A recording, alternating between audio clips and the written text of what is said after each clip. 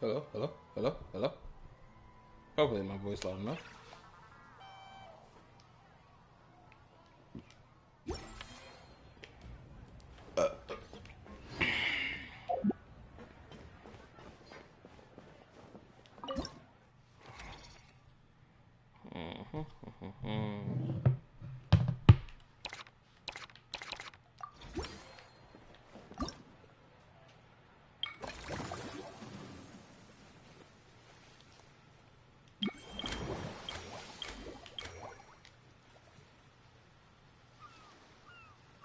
V5.6.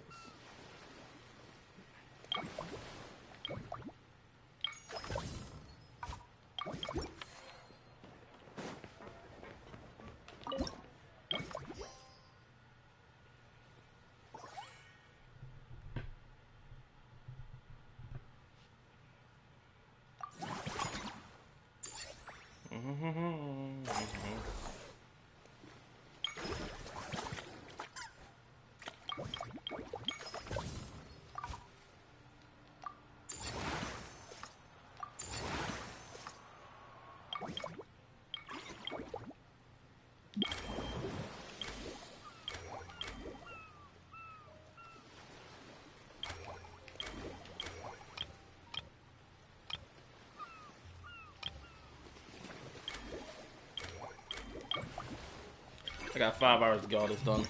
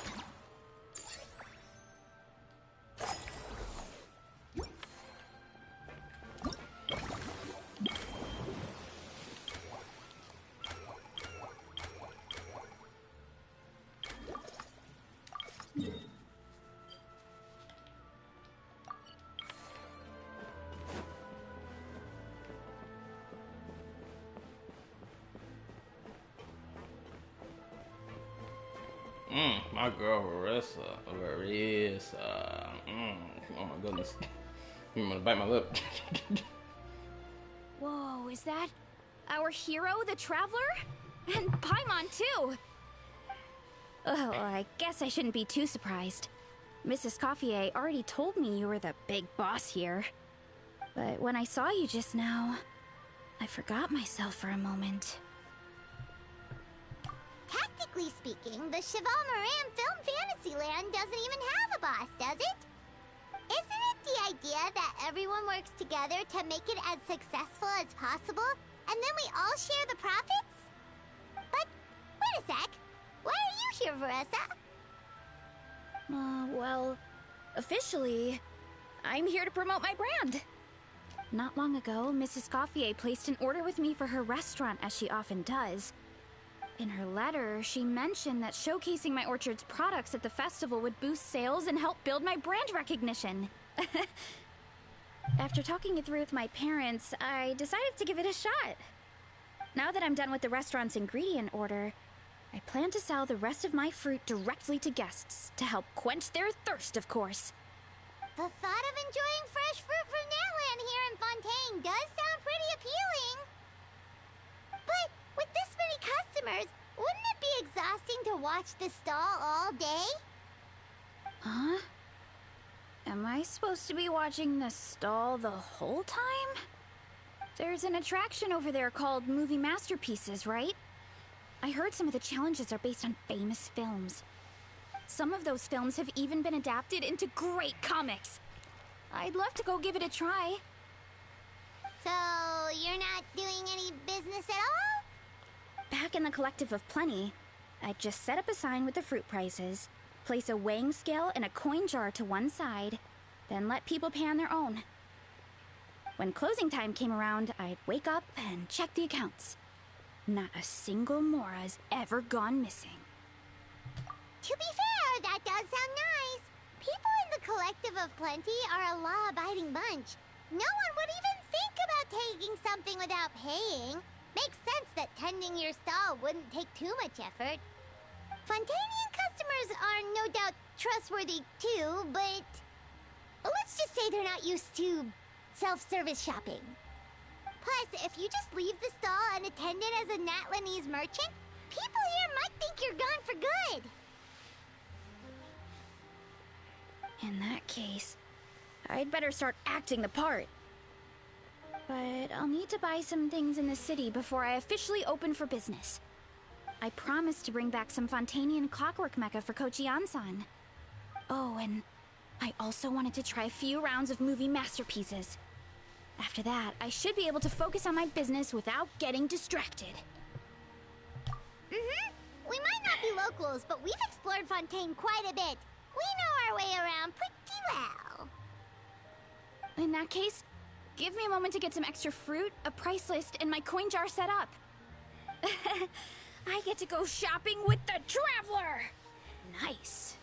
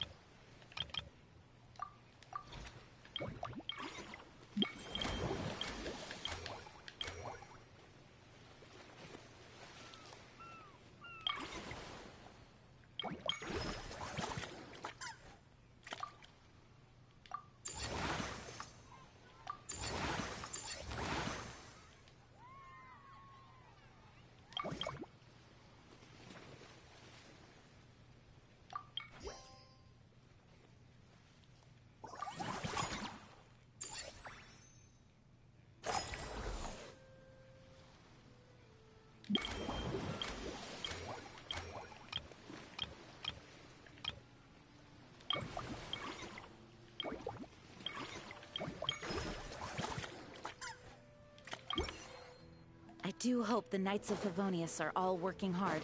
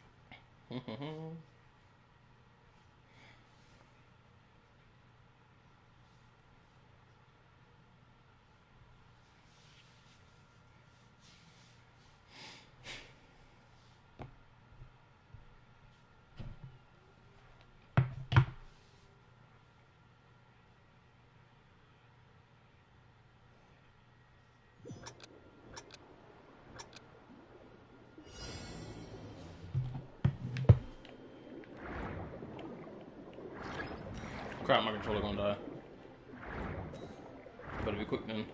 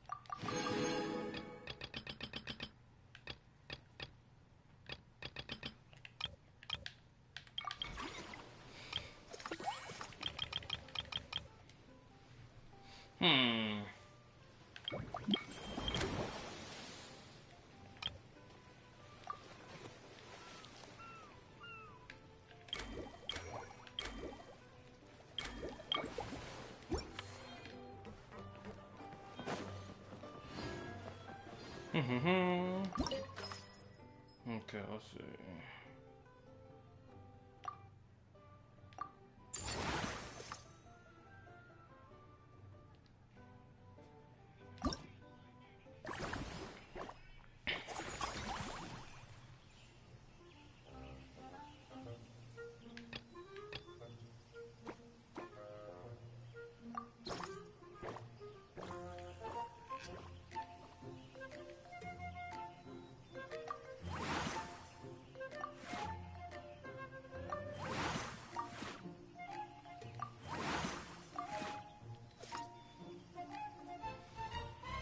Hmm.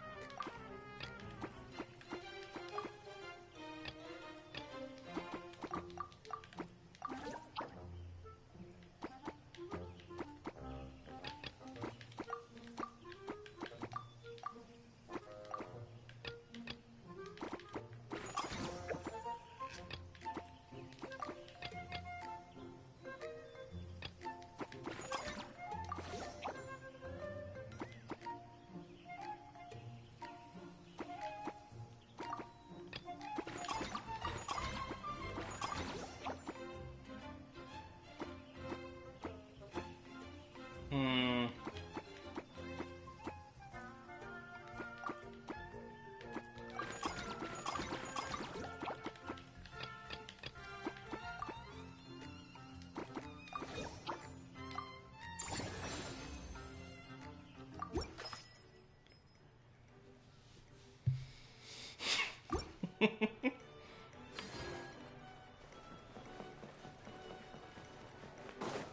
I gotta speed run finishing this. Cause I didn't even, bro. When I found out there was an epilogue chapter. Hold up.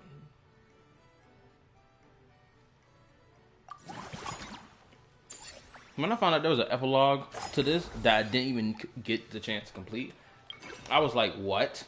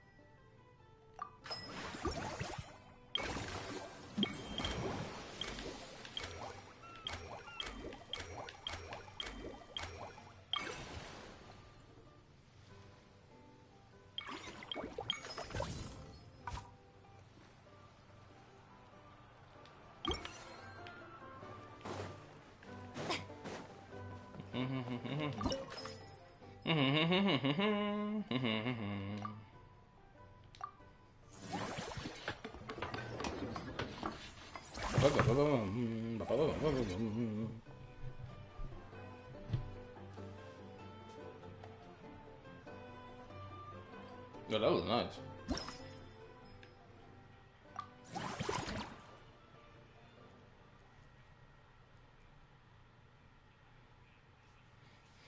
I gotta be quick. I'm ending the stream after I finish getting this event or the last bit of the story done. but the damn thing is locked behind actually doing the event. I thought I could just speed run all the story related stuff to the event, but I can't do that. Almost let this whole day fly by without having this quest done. Ain't that crazy? Thank goodness I locked in and was like, you know what, let's get it done now.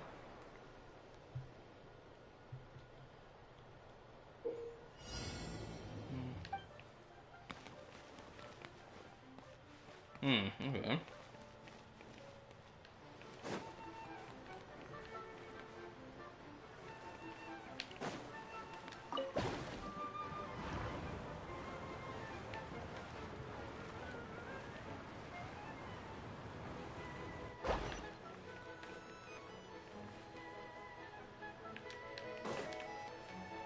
Oh, oh, come on. Ain't that a bitch?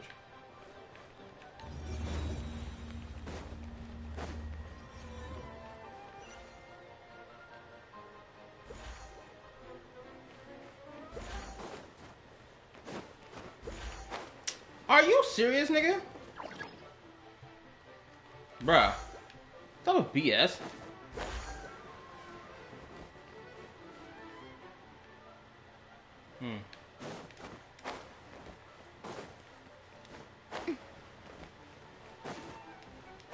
I swear to God, I hate that crap. Bro, I jumped. Let me just jump forward. I don't know what this obsession is with not letting niggas jump forward. If a nigga lean his stick... Hold up. If I lean the analog stick forward to jump, I should just be able to jump. I should not be having to freaking do this mathematical equation of a jump.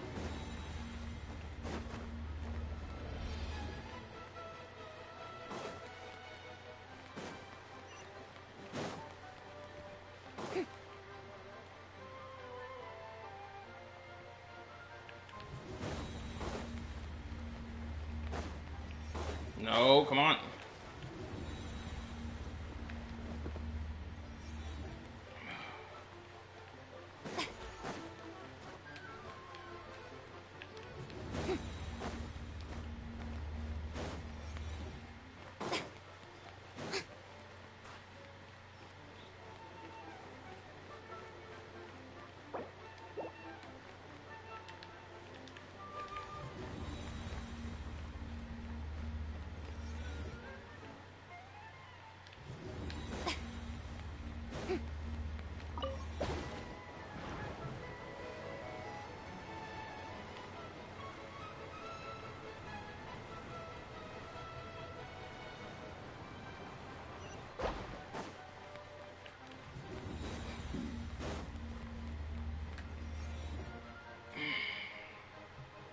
Okay. Ooh, that was close. Ah, crap.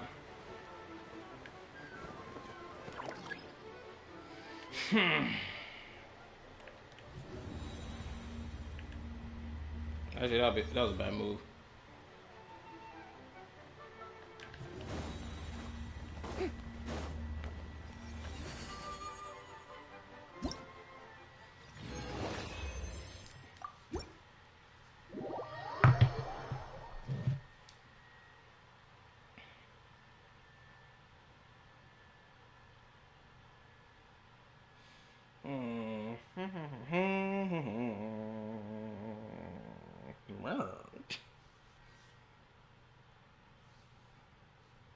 What's this about?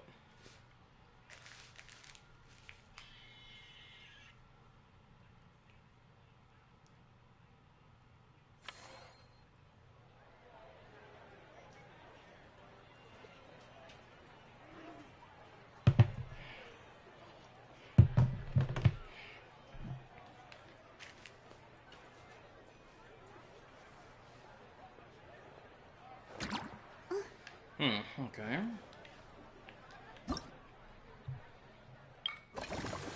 What else should I do?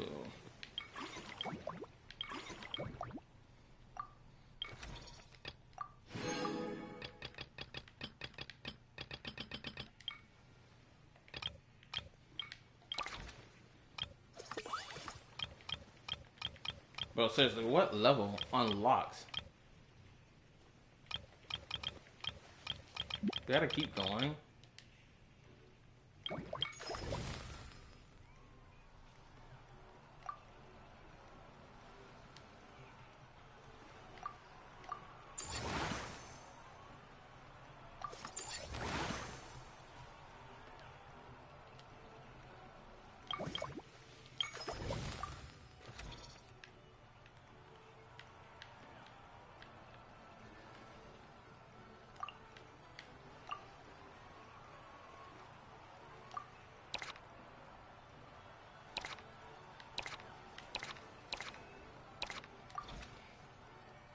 Alright.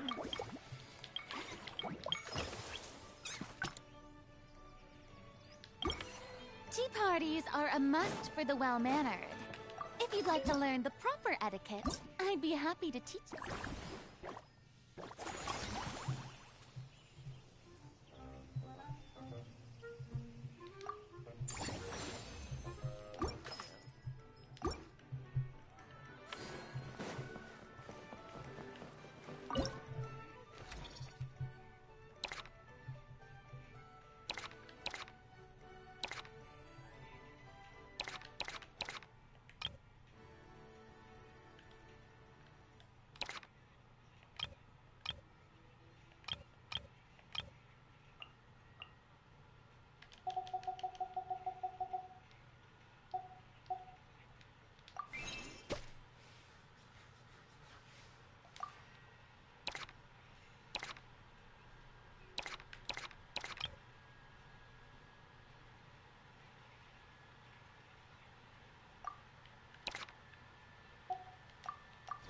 Let's see. Okay.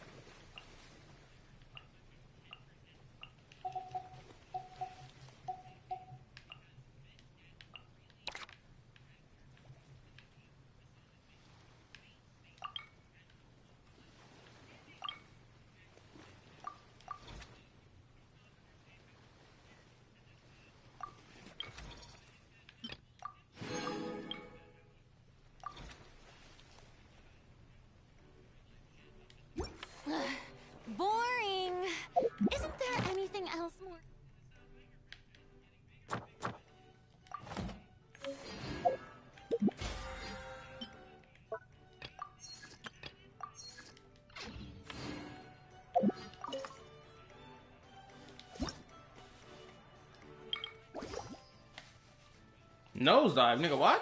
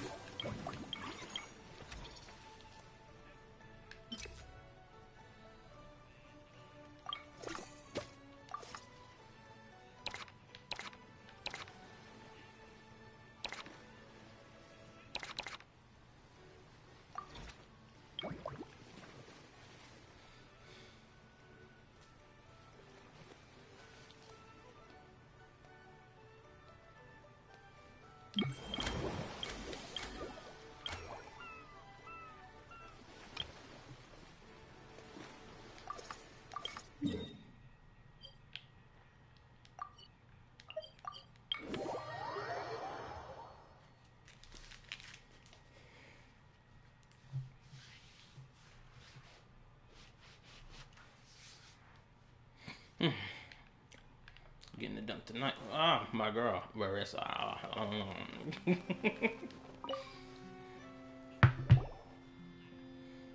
Hello, boss. I'm from the Collective of Plenty. You might recall receiving a letter from us requesting you to design some components. Wait a sec. Why does the Ansan need clockwork mecha? Nothing like that. Our coach just wants to fine-tune her gym equipment so people can target different muscle groups more easily. She mentioned something about a rowing machine to focus on back muscles, as well as a pec deck and a leg press machine.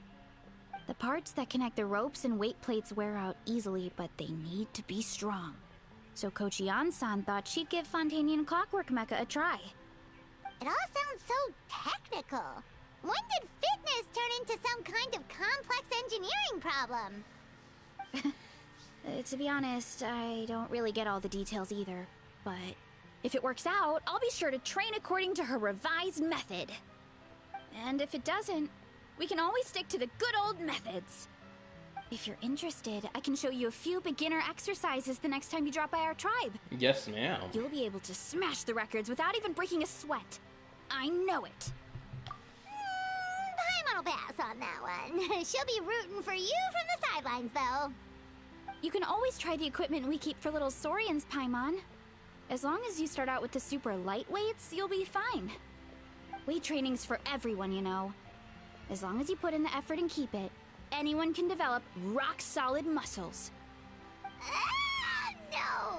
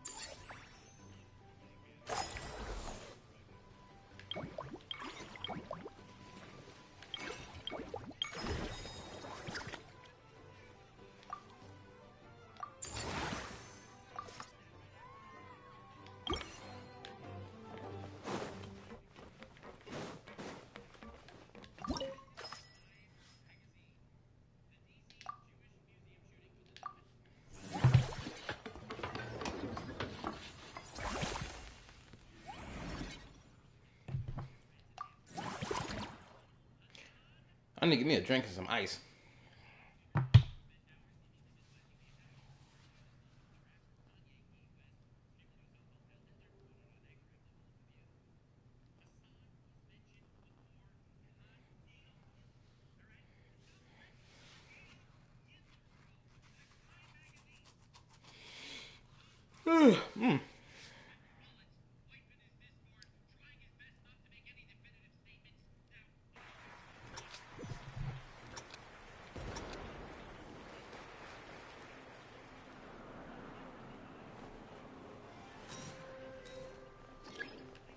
What the crap?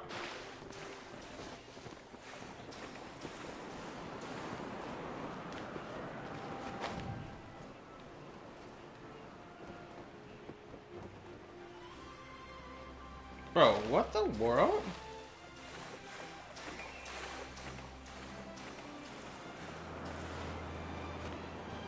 Nigga. Why in the crap is this thing not going higher?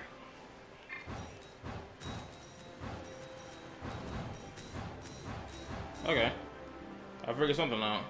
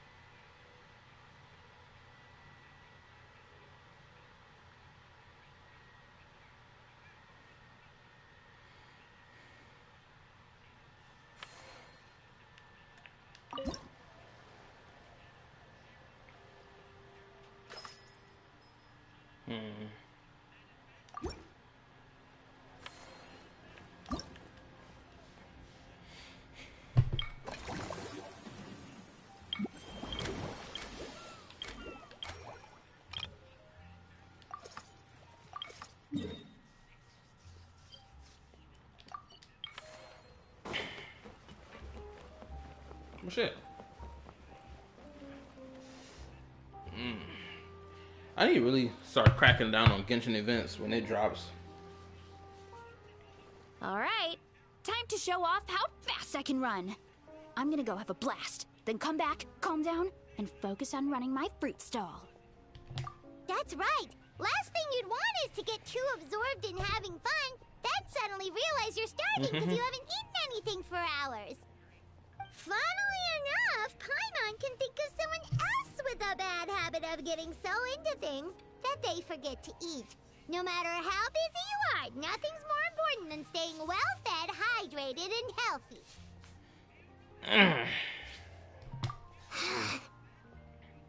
No need to worry about me, guys. I do a lot of long-distance running, so I always make sure to bring some food and water with me. This time is no exception.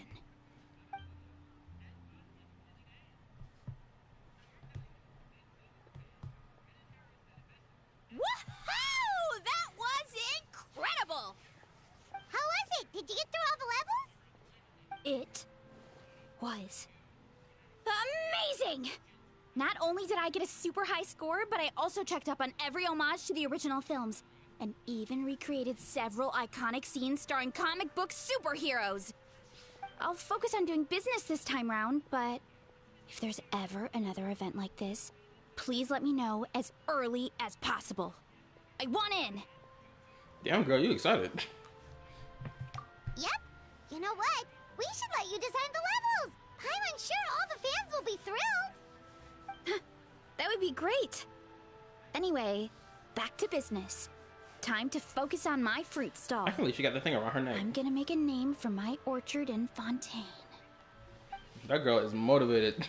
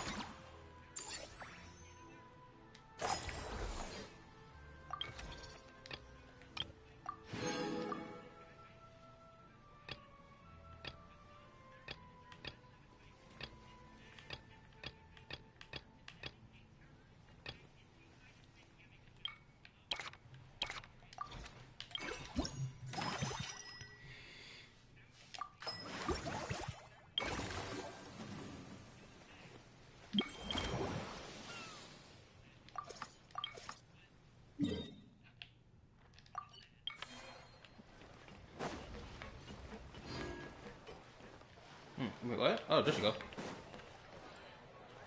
Oh! Hold up, I'll be right back. BRB.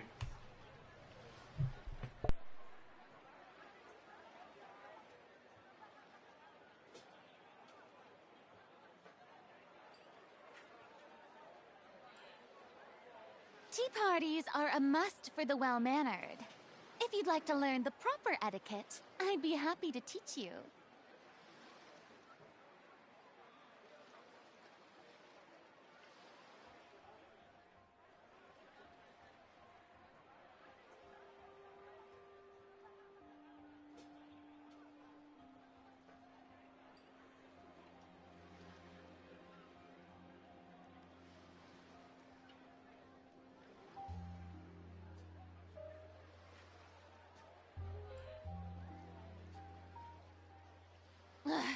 Boring. Isn't there anything else more interesting to do?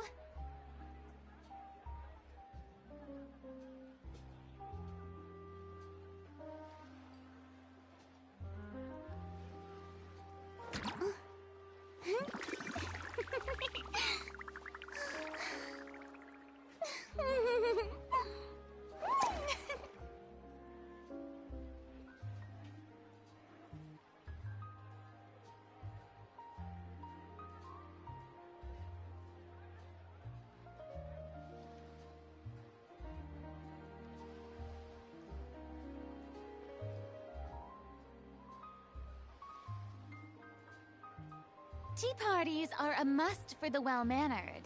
If you'd like to learn the proper etiquette, I'd be happy to teach you.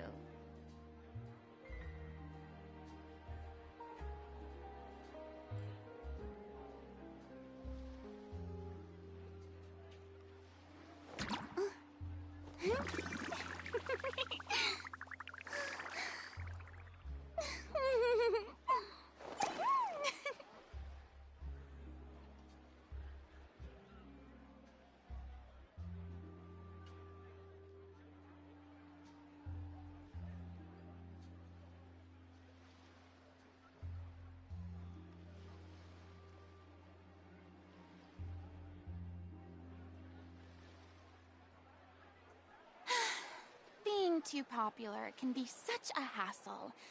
Who knew the people would adore me so much?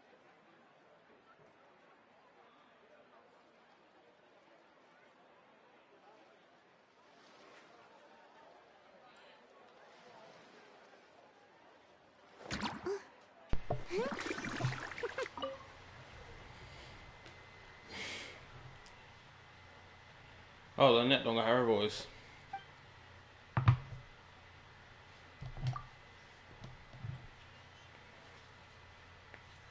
Us? Wait, but Paimon hasn't seen Lenny anywhere.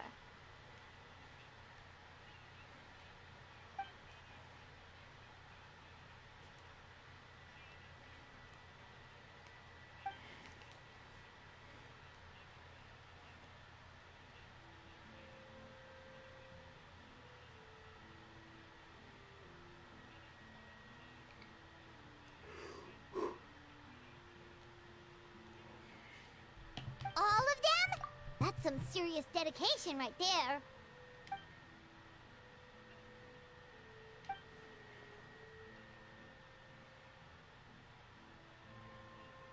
Paimon had no idea Lenny was so into horror films.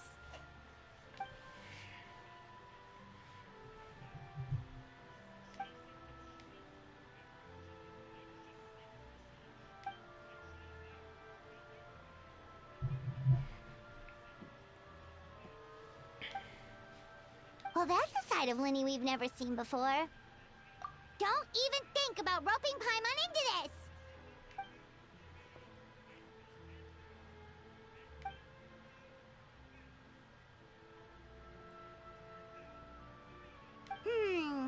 Sounds like eclectic escapades would be more to your liking then. Want to give it a try?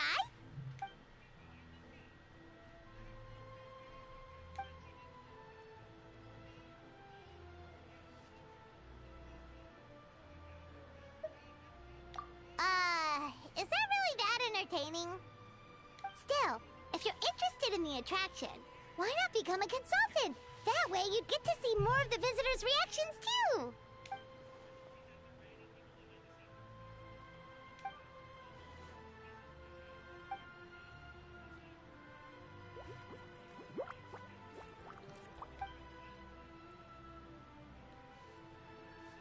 Great idea! If we can get Lenny on board, the Cheval Moran Film Fantasyland will be even more popular than it already is!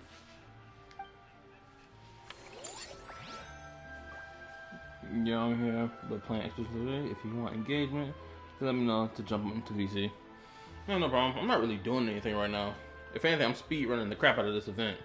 Because I found out that I didn't even finish the story aspect of it. Because I was just going to leave it alone. Let the event pass if I can finish the story aspect. Only to find out. JK, just kidding. The damn thing not even finished. I didn't even finish it. The freaking epilogue hasn't unlocked yet. And I don't know why it hasn't unlocked. I don't know if I got to freaking max out this crap. So I'm speed running. I got like what, 4 hours to finish it. How much time I got? I still got about no, I got about 4 hours now.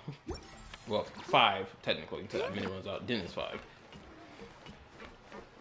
But yeah, that's all I'm doing. The speed running. So what should I do now? Increase to 7.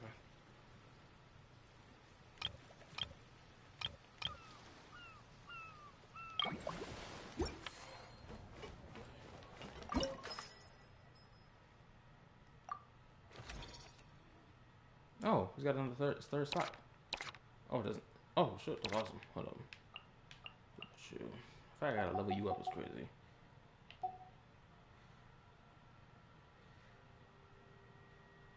Oh nah. You cost so much. What? Huh, that's decent.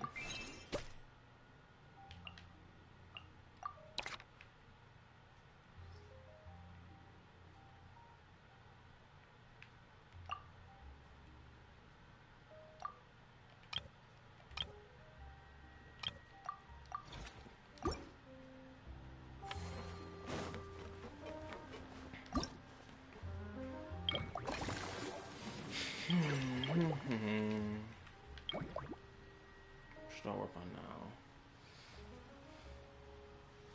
now? Lower off city to the highest level. Okay. Encounter 415.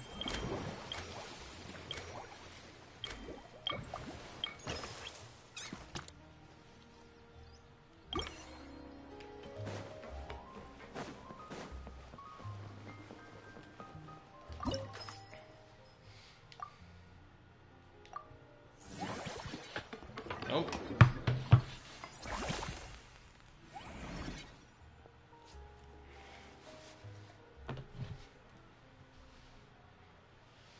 You best gotta talk to those little bastards out there. She's gonna cook.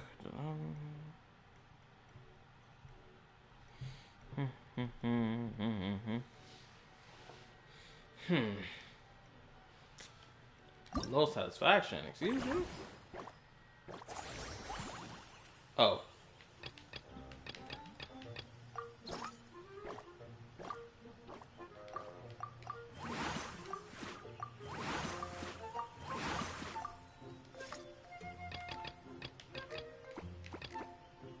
Okay, so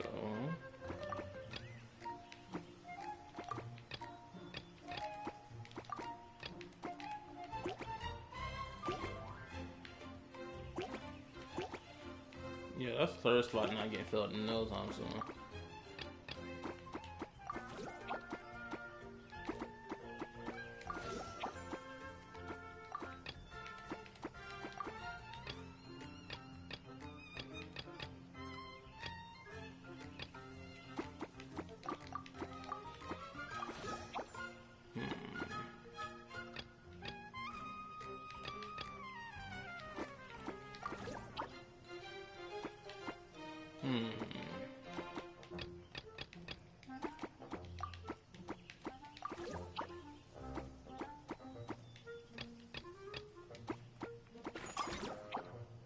Awesome. All right.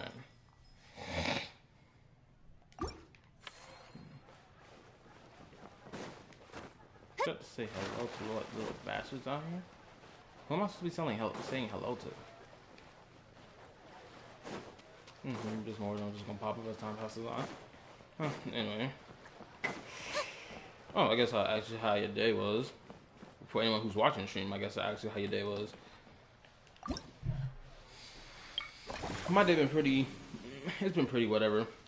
I spent a good chunk of it typing up the script I'm doing for this freaking video of how Woo-Wah CC's downplayed the crap out of Zenless Anniversary, knowing damn well that the Woo-Wah Anniversary was dog piss.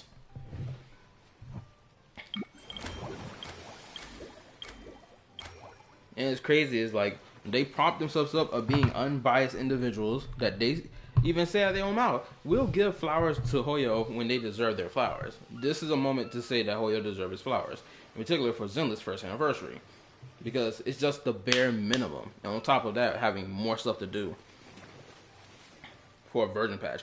Like, realistically, why wouldn't, who in the world, what type of game, live service game company is going to sit here and be like, oh, we're going to have our anniversary on the month prior to the actual anniversary.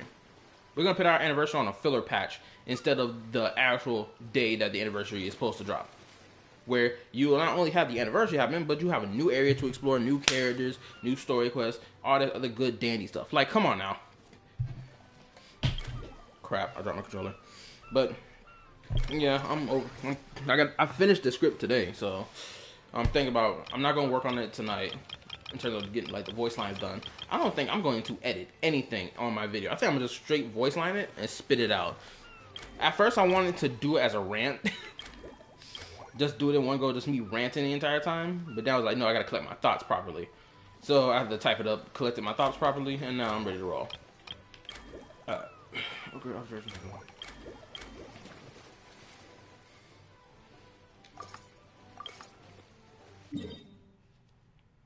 See you doing my girl. Now the question is, are you gonna have your voice? Boring. Isn't there anything else more interesting to do? Please have your voice. No, my girl. Voiceless. Hey, Siegeween! Welcome to the Cheval Moran Film Fantasyland! It is kind of crazy to think about that, like, legitly 1 year ago, people perceived Siegeween as some crazy psychotic chick because she had made a comment relating to human facial expressions and how easy it is to get a human to trust you. It's so hilarious that people perceived her as some type of villain during that archive quest.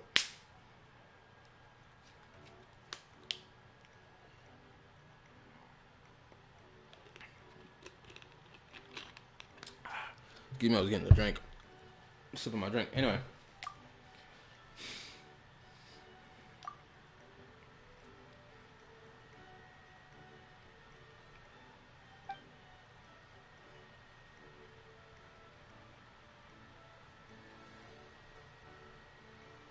Oh, your encouragement leaves Paimon feeling even more motivated than ever.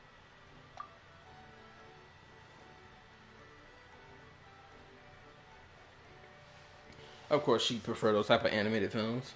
Granted, I respect it. I mean, she's a cutesy character from top to bottom. Like, look at the girl.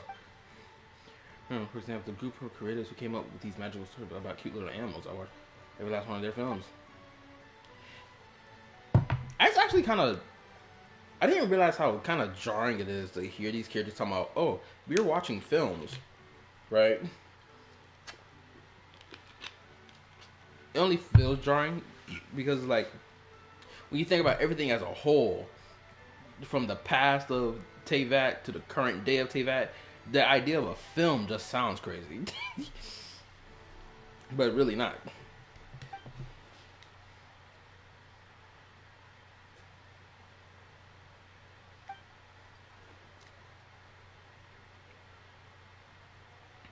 Ooh, I also remember this. People were theorizing how the crap Siegeween even existed.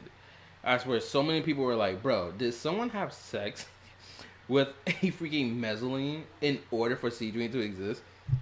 Granted, I was kind of hoping that was the case for Siegeween, personally, just for the rawness of it.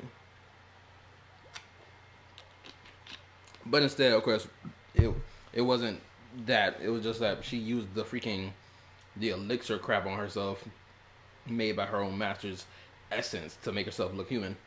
Or it turned her into a human. Or semi-human?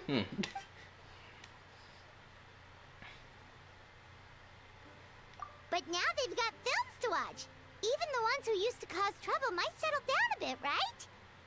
We have our very own animal-themed area, by the way. We call it Mellow Manor. Customers are calling it the most relaxing place in the park.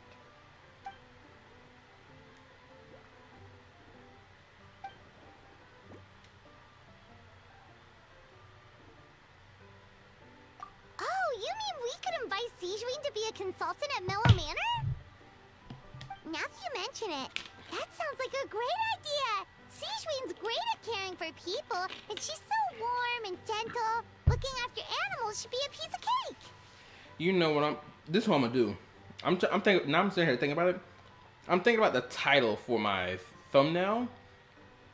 Actually, I haven't thought of how I want it to be yet. That's whatever, but like title for the video, I'm thinking, why Annie sucks, sucked, Zenless better. Because I know it's gonna rile some niggas up. I know it will. Because they can't let their ego go, knowing that their favorite game didn't meet such high expectations that they put on it. Zenless, people had low expectations. There's a reason why people were glad about what they got. Now, Anniversary number 2 is a different story. We expect a little more once we get to that point. Shit, it'll be crazy if we get, like, by Anniversary 2 of Zenless, they'd be like, oh, we're reworking this character, and or you get a limited W engine for free. That'd be pretty cool. Even if you only get to select one of them. Shit, they may even do something crazy. It'd be like, hey yo, you get to select what limited time character that you want for free, plus their limited W engine. That would be even crazier. For at least year number 2, but we're gonna have to wait and see when that happens.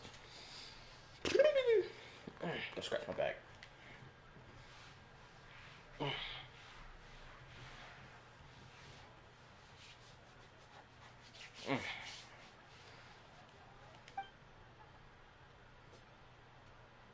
Yeah, like someone who gives advice and tells the park staff how to do their jobs better. Ooh, excuse me.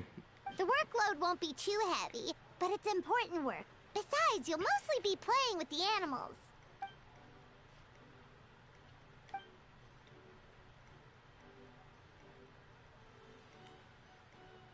Oh, Trip.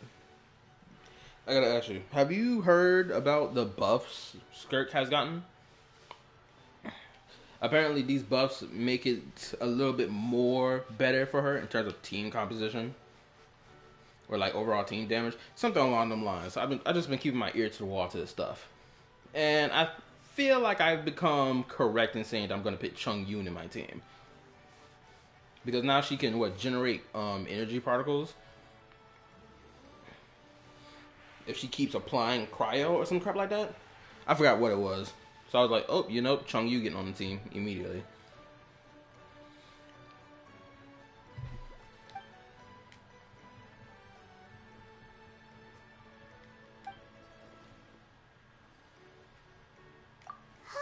With Sijuin on board, Mellow Manor's gonna be even better than before.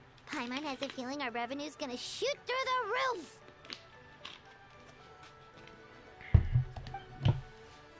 Excuse me. Okay. Now, what else do I need to do?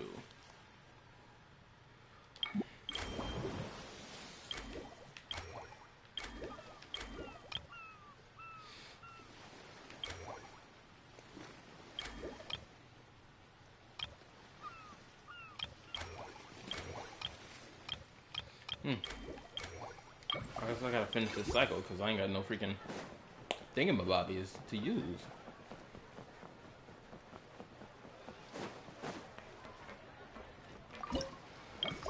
I got 4 hours worth of time.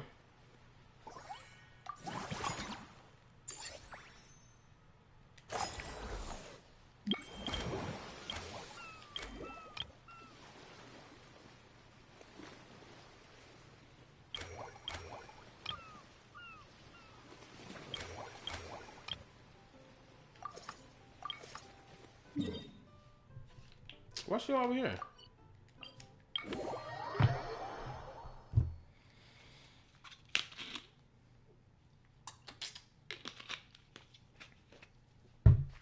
This stream ain't gonna stop till hopefully before 4 o'clock. I just gotta get this thing done as fast as possible.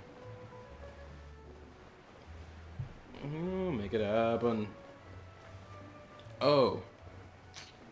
And Trip, if you are still here, even if you're just listening, bro, Hassan Piker is in hot water right now, and I'm so glad to see it. It's getting worse and worse for this nigga as time passing. His day of reckoning is coming. And it's gonna be such glorious fashion.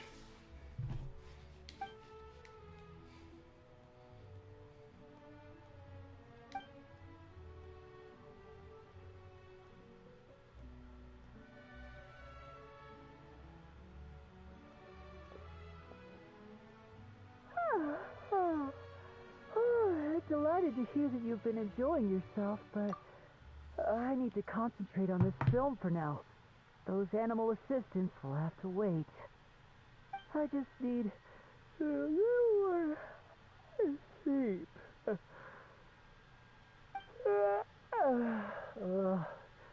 Every time I close my eyes, I keep thinking of new tricks.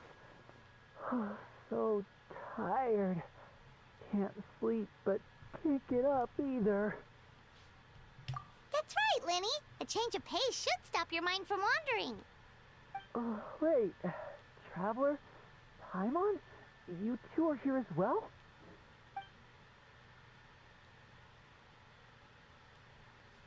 In that case, count me in. Not just for my own sake, of course, but to support my friends.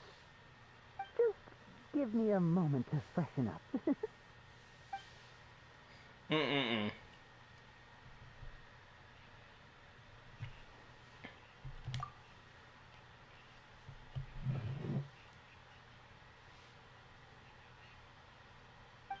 good! Getting Lenny to cheer up and visit the amusement park's surely our greatest success yet!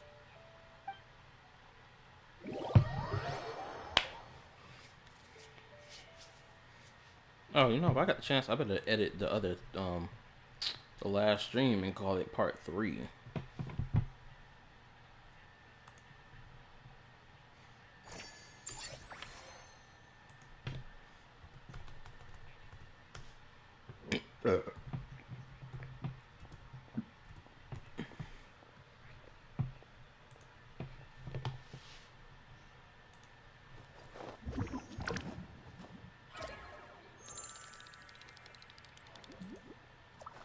Alright, it is done.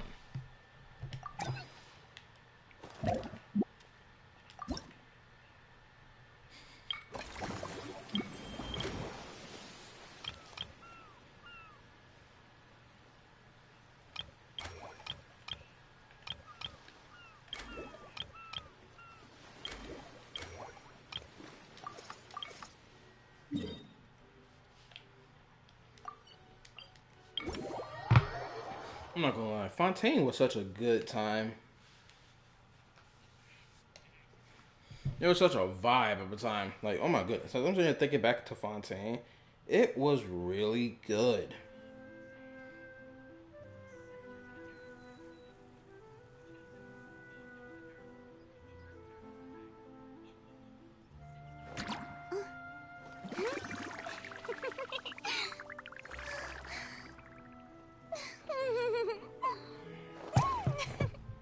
Dun, dun, dun. Oh. Oh, what's she at?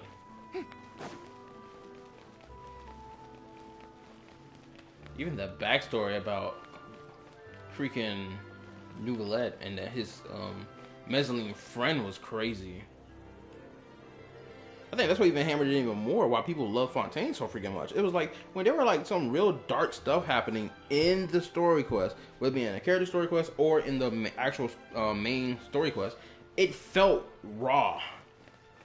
Nouvellette's friend, who was a freaking mezzanine, you know, Xing herself out, thinking that it would bring a better future for her kin and for the future of Fontaine. It's like, oh my goodness. Like, bro. Thinking back on it, I gotta watch a reaction mashup of that story quest, at least for the cutscene.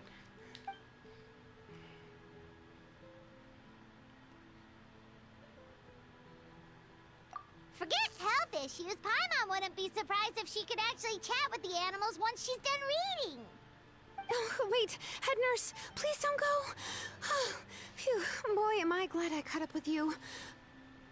One of the inmates has become obsessed with those magical mouse munchies from the animated films you've been showing them, and tried making some himself with 3 days' worth of welfare meals.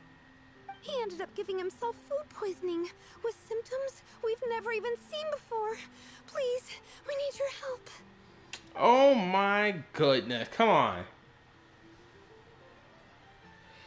This nigga just had to do something stupid. Now Seedream can't go have fun.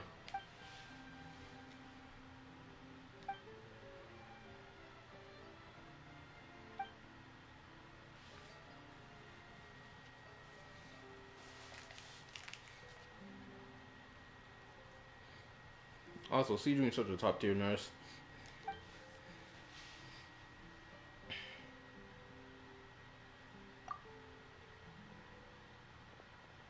Seedream sure has it tough. Not only does she have to worry about taking care of her patients, she also has to clean up after those troublemakers. Why don't we prepare something tasty for her? It might help lift her spirits.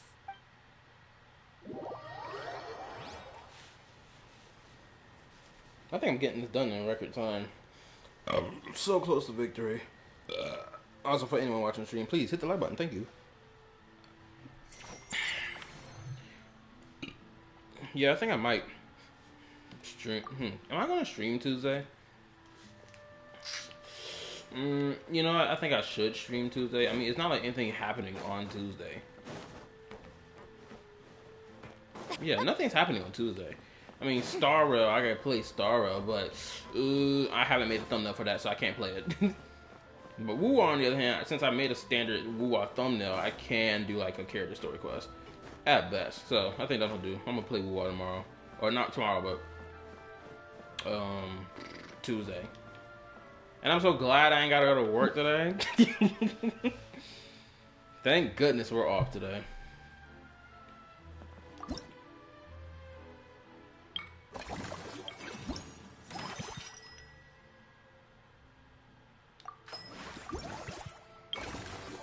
Okay, let's see.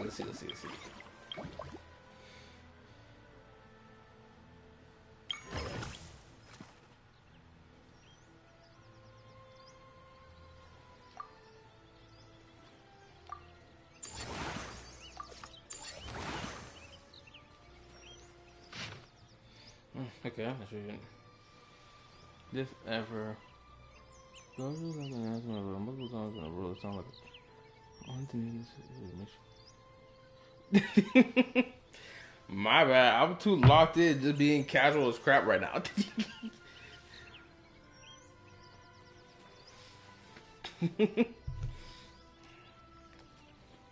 Plus, I can't help it. This freaking Coca-Cola. What am I drinking anyway? Hold up. Oh yeah, this is Sprite.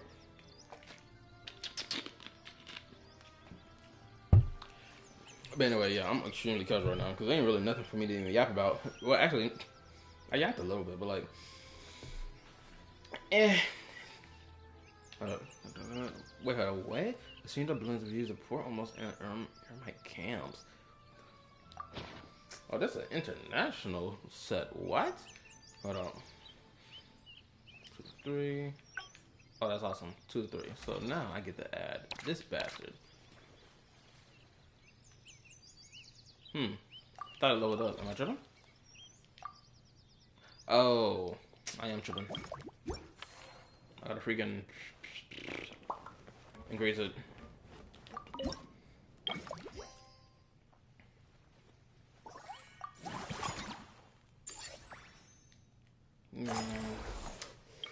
How much faster can a nigga make this go? Okay, you got 2 slots. You got 3. You got 2.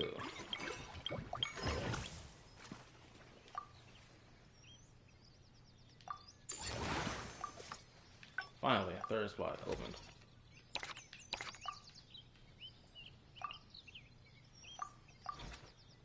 And holy guacamole. 9, 10, 11, 12, 13, 14, 15. Oh, like, what, 60? Okay, hold this.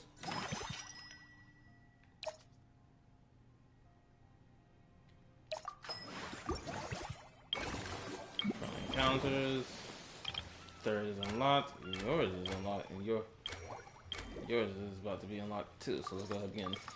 Now, does Dia have her voice? Is the question. Dia. Oh, also, as I was thinking about it, 'cause I was looking back at my video about my Vika's outfit. Yeah, there's like a I'm pretty sure I said this probably 2 streams ago that maybe they should have changed up her outfit and kept the helmet. But as I'm looking at Dia's outfit, I feel like it. You know, it's kind of crazy. As I'm trying to think about it, why does it feel like Dia's outfit could have been for Mavwika, but instead they were like, no, we can't do that. we're gonna change that. We're just gonna give this to someone else. Granted, this is me speculating hard that they already foresaw how they wanted to design Mavwika, and they slapped this outfit on her. That's me projecting, assuming greatly that they already had made up her design prior, like 2 to 3 years ahead. But I'm not gonna lie, if Mavwika was rocking this, I don't think no one would be complaining.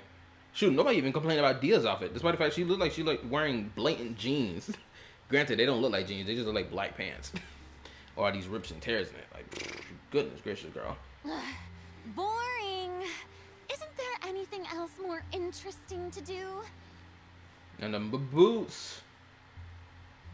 You know, I think people wouldn't have cared if Mavwika was wearing high heel boots. I'm not gonna lie, them high heel boots got a brother acting up. Anyway. No, she don't have her voice. It is what it is.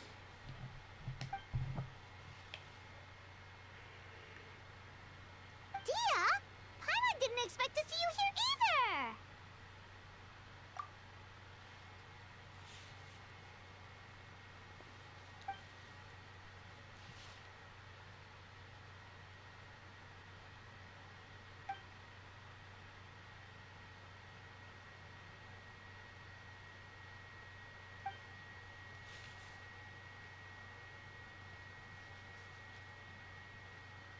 Guess that's not scenery most Fontanians see every day, huh?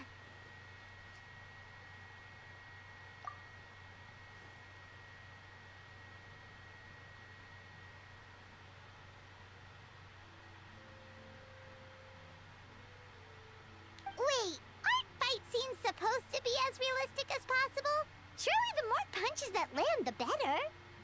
I mean, yeah, that's correct, Paimon, but it's called acting. You're not supposed to be beating niggas up.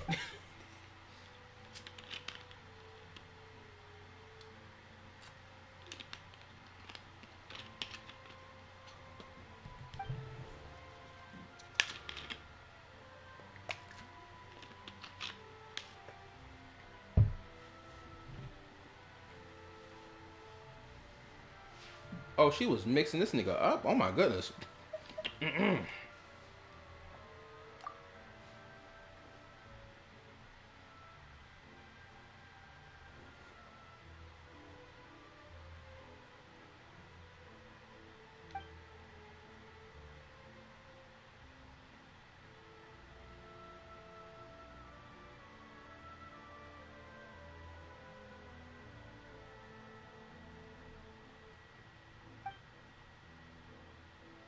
Wait a minute, why does that feel like an Indiana Jones reference? Wait a minute. Maybe I'm tripping, maybe I'm reading way into it, but why does that feel like an Indiana Jones reference? It was supposed to be a sword fight. Homeboy comes in, was like, bro, I'm hungry, we gotta finish this set now. Comes in, improvises the scene, and for the fight, he whips out a gun and shoots the dude. And keeps it pushing. I must be tripping. You know what? I'm gonna just take it as I'm tripping.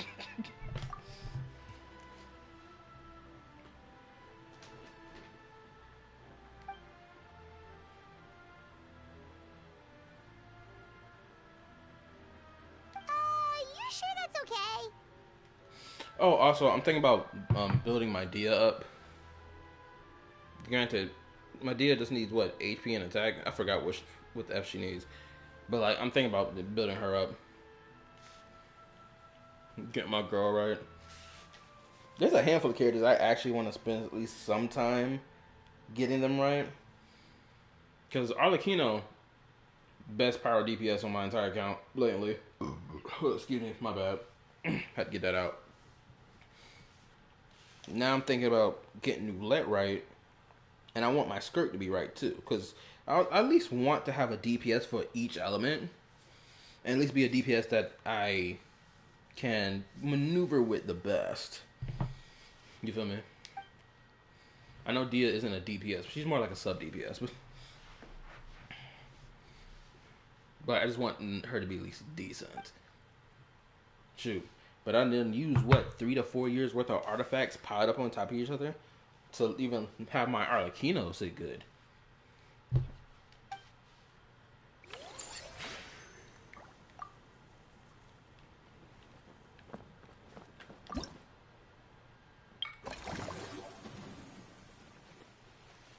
now.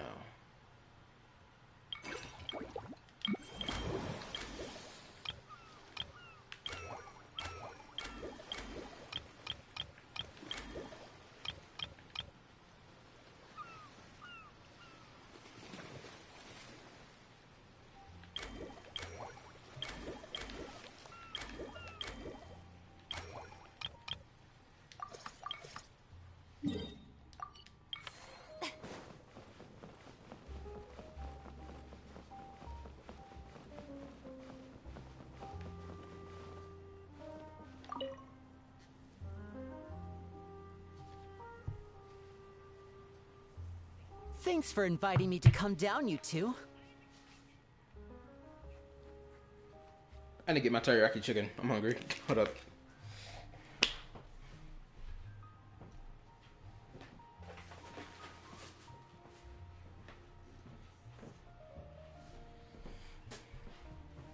Alright, let's get it.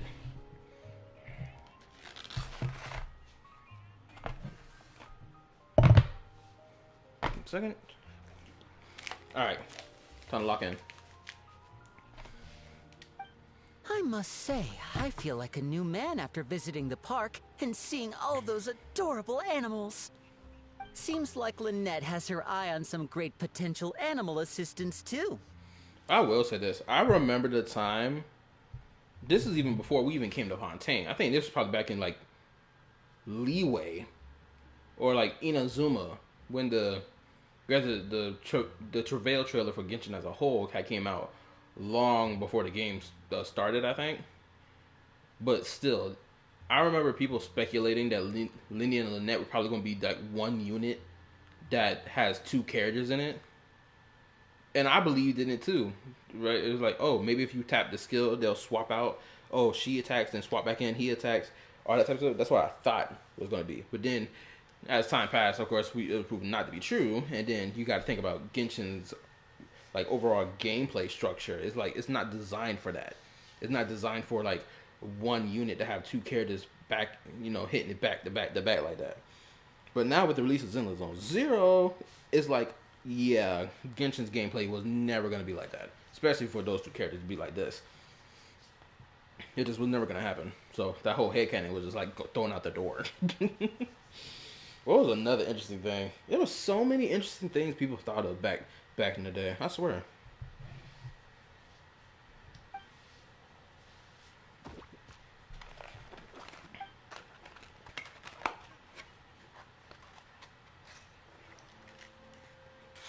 Oh, and did you see those weird mushrooms? Can we take home a few of those as well? That might not be possible. These fungi have been specially trained, you know? They're like the stunt actors of the elemental world.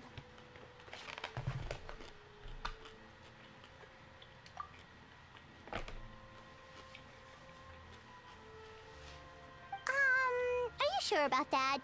Paimon's pretty sure we've never seen a cat anywhere near as big and as soft as a fungus.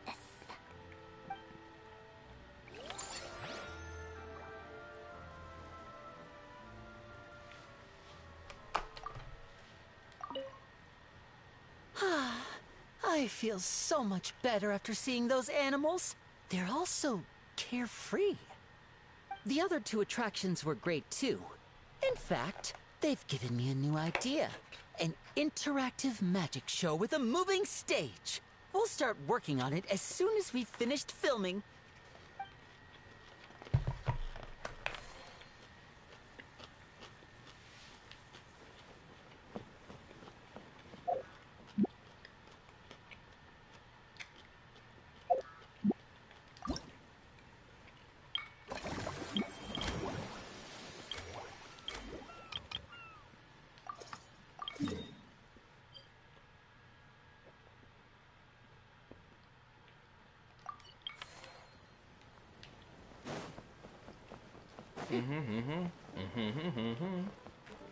Wait a minute. There she go.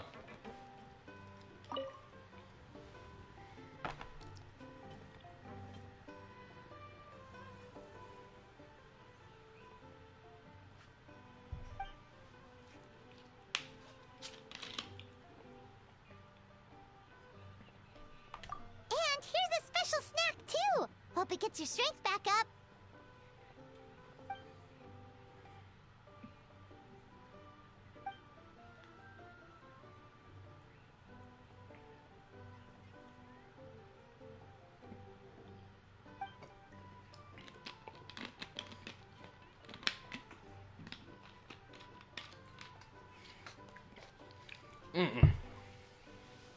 Is it because they aren't paying any attention when they're watching?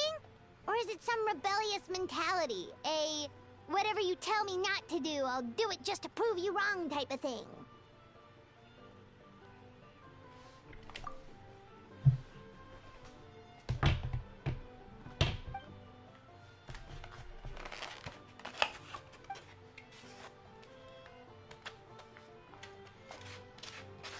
Finishing the rest of this damn teriyaki. Excuse my munching.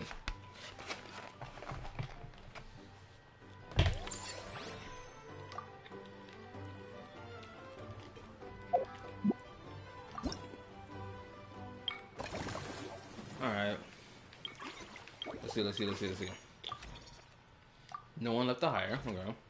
I gotta end the cycle so that I can get more of these points.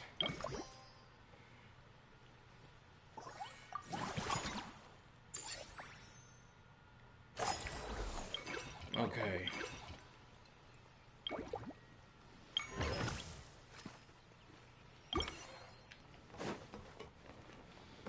Almost victory.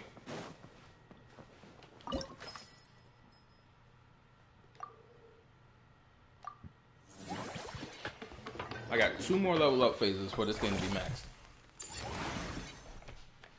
I can only then hope. It said average satisfaction.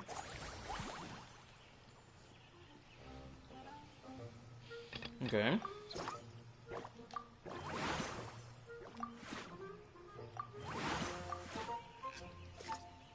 Okay. Nice.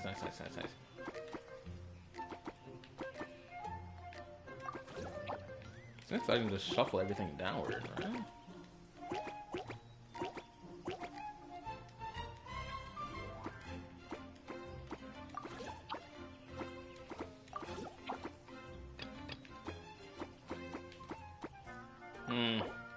Can't control it that way. Okay, there we go.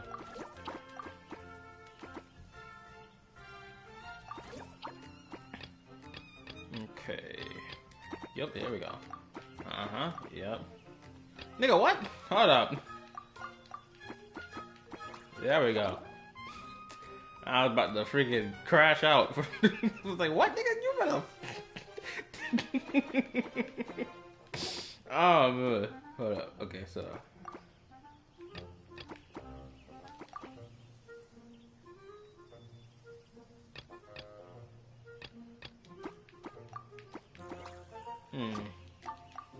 Okay, that's not right.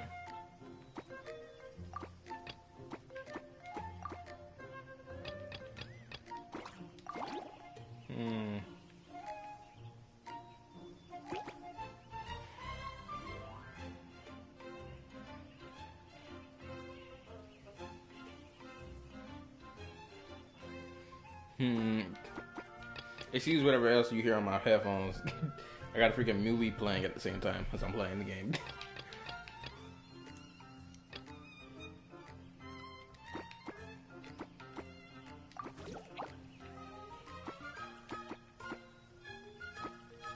Let's see if I can move that.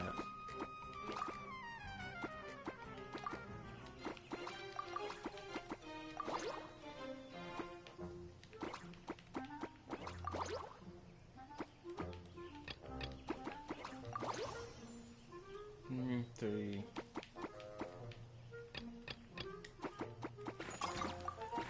Okay. Let's see.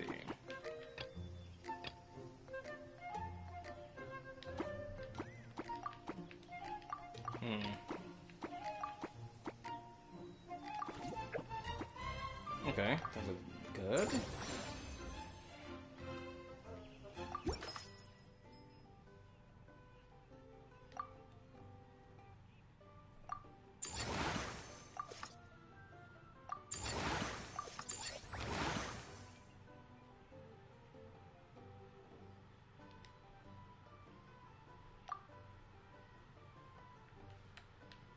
Reach. Nigga, I thought I reached it already. What's going on?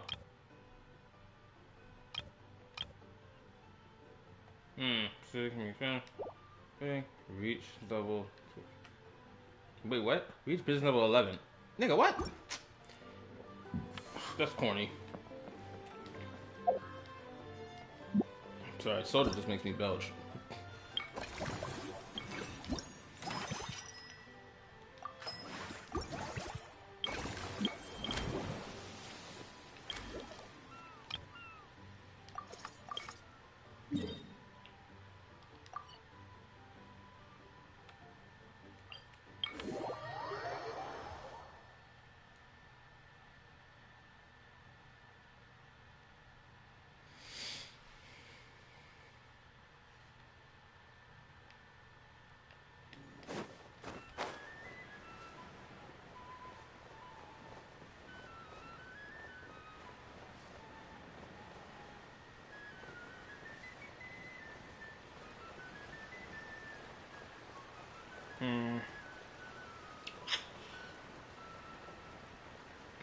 Oh, I read this. Earlier today, I did try playing the Wuwa anniversary event, and I'm not gonna hold you, bro. That shit gotta be the most boring shit I ever experienced in my life. Damn, people like Wuwa is best when it's combat related stuff, but like this combat related thing that happened, well, that was present in the game. I'm playing it, and I'm like, I'm bored. On some real ish. It's not even me. Like, I didn't want to like come into it hating the game or hating the anniversary. It's just like I really just wanted to taste the anniversary events for what it was, and I'm just like, bro, this is a waste of time. And what's so crazy is I'm trying to think when was the last time I felt like this playing Genshin, Star Wars, or Zenless. Of course, she come to some backdrop. What am I buying that for?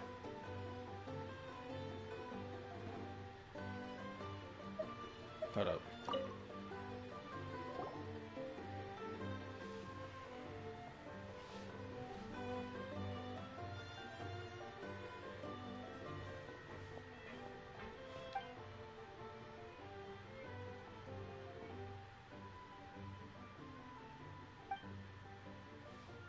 Oh, hold up.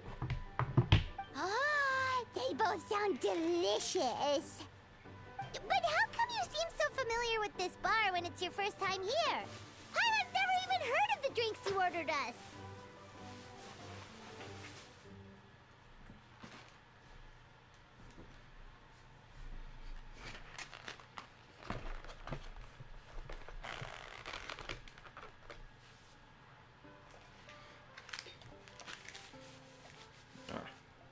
There we go.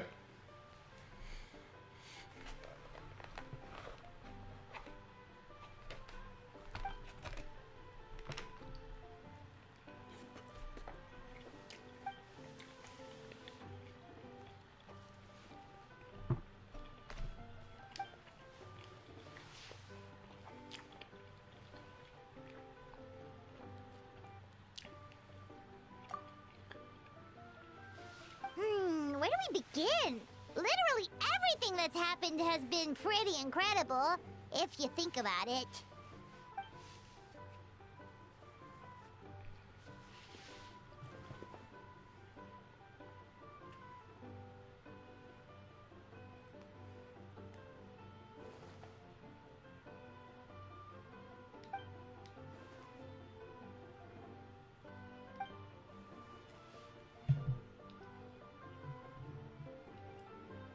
Huh?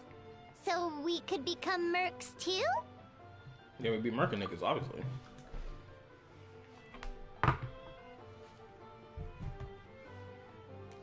Oh, hold up. You're also the ordinary knight from Monster, right?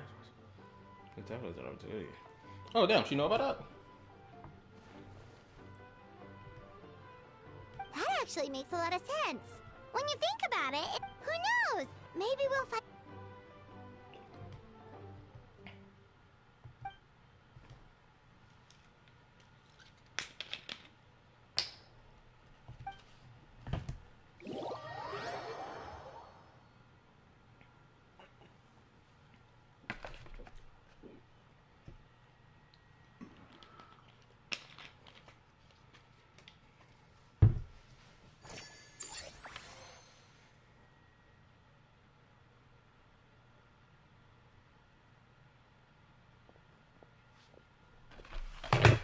Oh. Oh, no.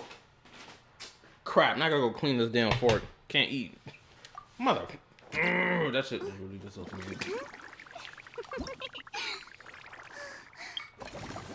I got no points left, so I need to level myself up now.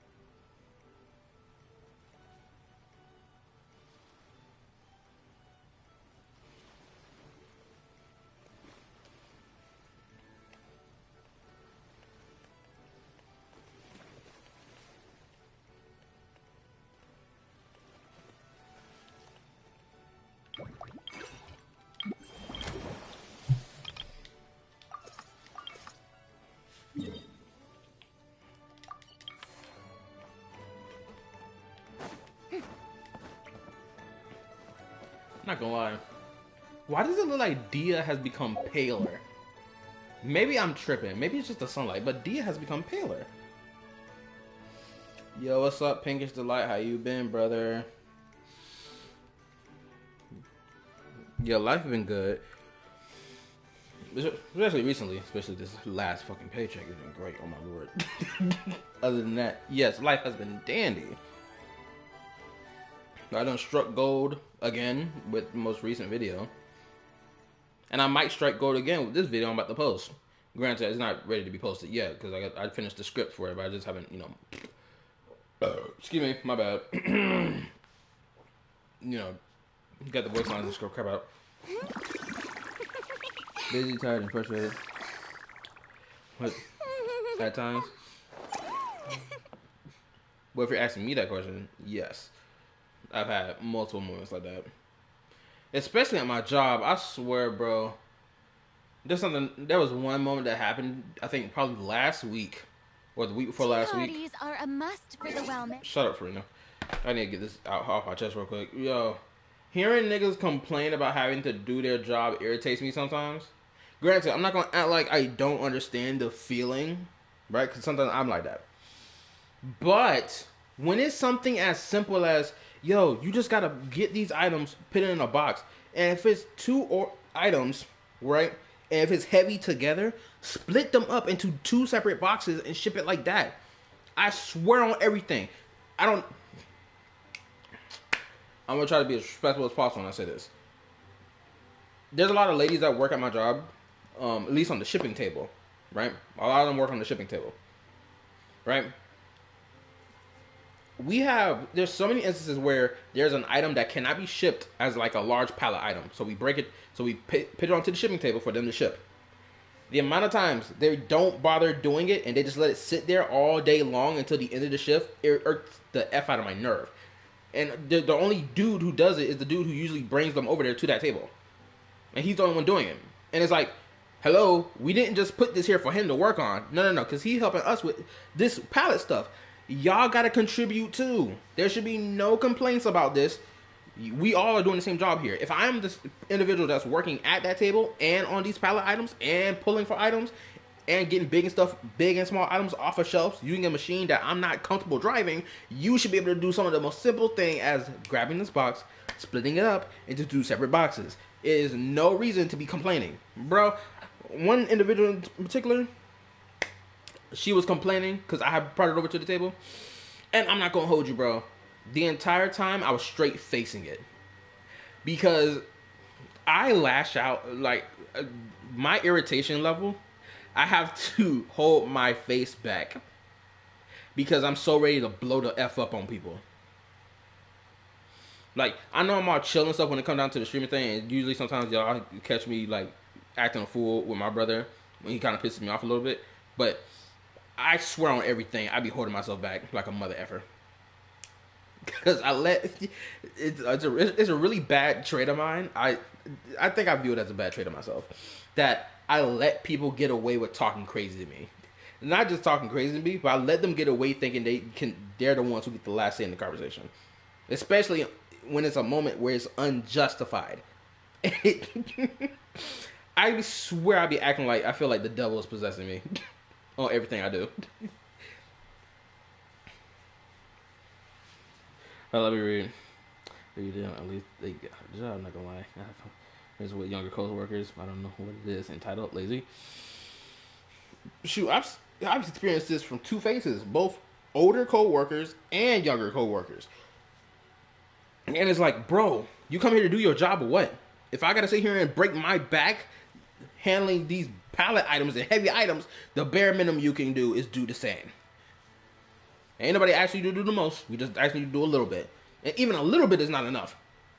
Yeah, sometimes I get irritated when somebody, bro, I get called on by my managers to do X, Y, Z while I'm in the middle of doing something. I'm like, yeah, I got it. Yep, I got it. Yep. I say yep so many damn times. I'm doing like 3 different things in a row, one after the other. And I'm like, y'all think y'all got something to be irritated about?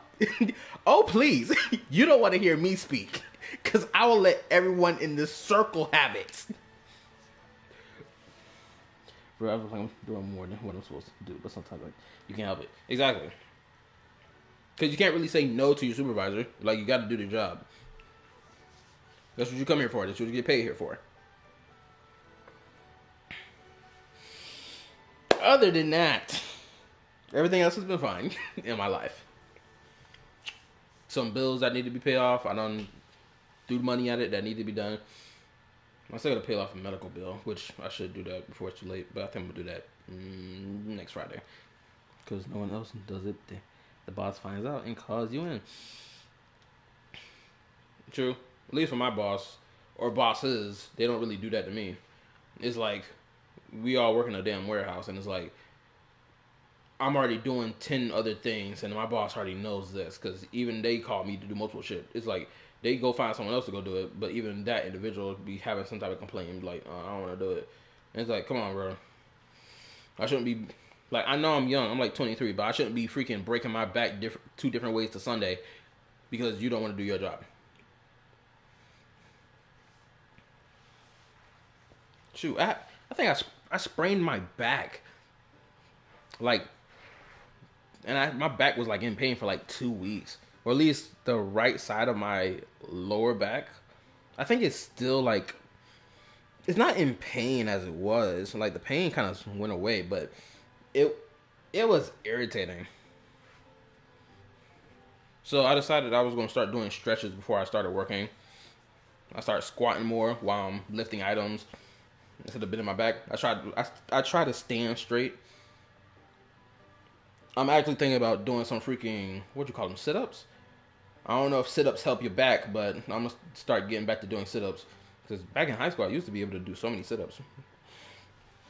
So I'm thinking about getting back to that and, like, trying to crunch this gut in. Because I feel like my gut, you feel me? I feel like my gut may be pushing my spine forward.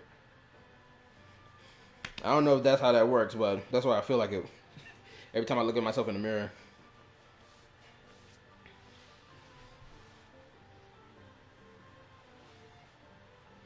Shoot, I might do some stretches after this freaking stream is over.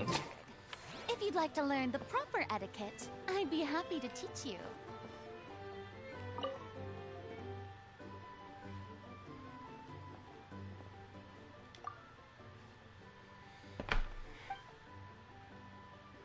Stretches that help you relieve your back muscles.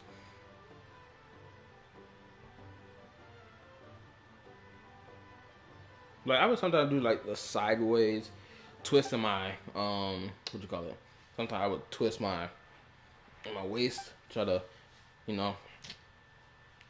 loosen it up. Don't damage your nerve cord. That's a whole different issue, and it sucks so bad. I'll try not to. Shoot, what's crazy is my legs. Oh my goodness, I saw some corny say this. My legs are kind of great, I'm not gonna lie. My calves are nice. Like, my whole lower half of my body feels like it's built right. It's just my upper half just needs work. My legs are so great thanks to all that freaking marching band practice crap I did as a child. So now my legs are kind of like just nice. They just look right. What's crazy is there was one time on the Discord server I flexed my legs. I was like, yo, check it out. Granted, this was a while ago, so this was a long while ago.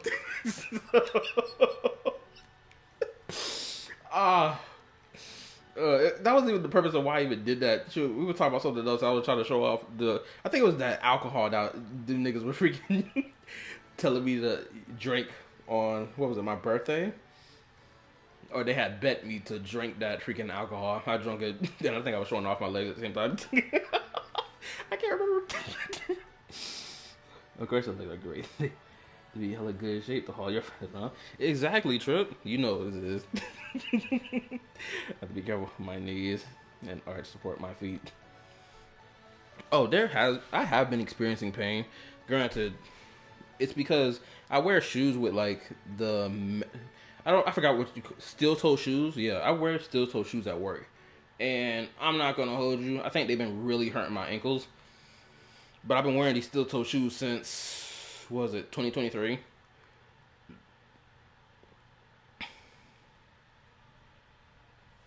So, granted, my shoes have become worn out at this point. But I'm thinking about buying some new ones. Either I buy ones that have steel toes in it, or I just wear regular shoes that don't have them in there so that my ankles don't suffer more pain. Compression socks really help. I think I bought some compression socks a while ago, but I don't know where I put them. You're so quick, Dia. Everyone agreed just like that. Guess that means we're now official I suggest partners foot of support. the Rising Beast. Oh, the only foot support I really had was like, I don't know what you call them. It's some things that you slide into your shoes, right? To help keep the palm of your feet comfortable and not in pain as much. Like, those things have been in my shoes for like 3 years straight. And I haven't changed them because I felt like they've been working the entire time. But I think I done wore the crap out of them. So maybe tomorrow I'll put that on my to-do list of things I need to get. Hooah! Watch out, world! There's a couple of new mercs on the scene. Maybe Paimon should give herself a proper mercenary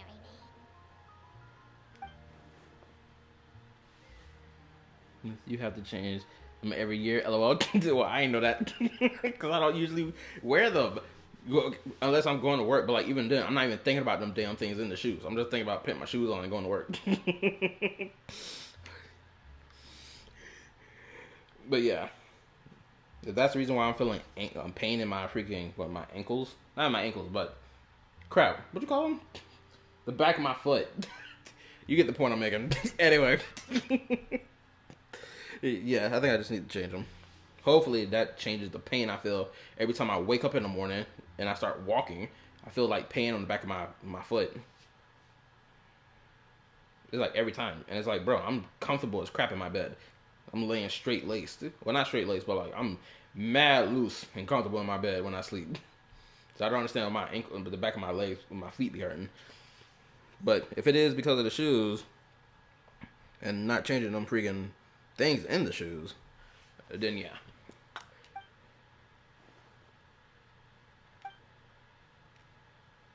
It's a deal. I'm doing all this yapping and I'm not getting the gameplay done. Shoot, I gotta hurry. I ain't got much time.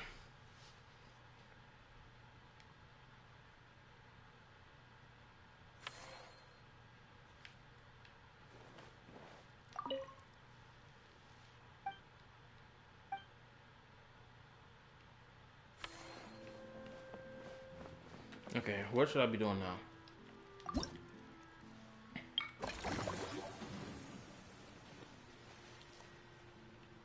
I haven't been up to date with this game. Yeah. It's been... Ever since the end of the Natlan arc chapter, people have, like, basically just come together and realized that Natland wasn't the best. It could have been better. I mean, it was decent. I think that's as far as we can say about Natland. Natland was decent, but it could have been better. Not could have. It should have been better. That's the better word to say. I just play whenever I feel like it. True. Shoot, I need to think about freaking playing WoW again. It's been like 3 weeks since the last time I played WoW. I ain't got nothing to do right now except for like other standard stuff. Like think about playing that again. You know, just for to get some ups on it. Okay, let's see. 8,000.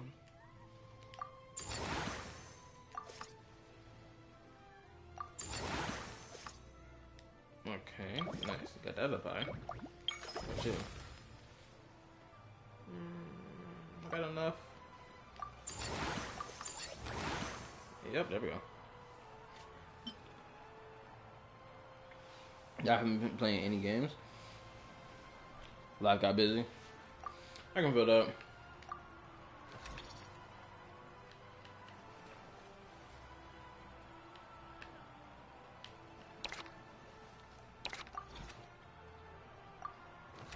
I better add that third individual right now, just so does this become an issue later. And oh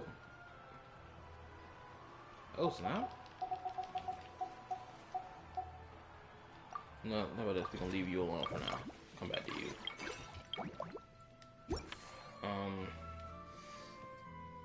Better have any time? Let's see. Work. I just want to eat and sleep. I feel that. Granted, some of these niggas here in my old freaking channel and Discord server have been clowning on me before daring to even go to sleep. So now I have mentally slapped it in my brain that every time I wake up on the weekends, I'm like up like early in the morning and I don't go to sleep till like the next day, like 3 o'clock in the morning. Because everyone would have clowned on me being an old man. So I'm like, you know what?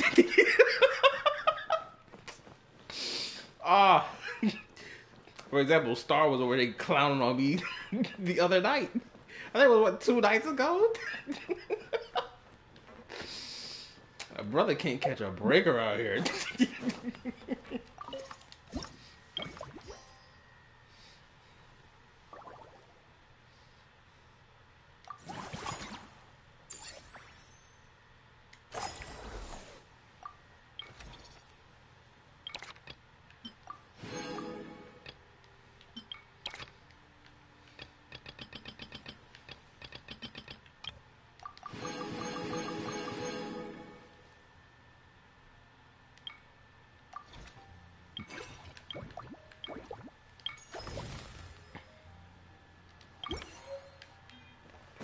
Bro, I need to know what the freak is going to initiate the freaking epilogue. There's no way I keep doing this and the damn epilogue not being activated. Actually, I need to search this now, because this is going to irritate my nerves if I don't search this. Hold up, give me a second. Let's see.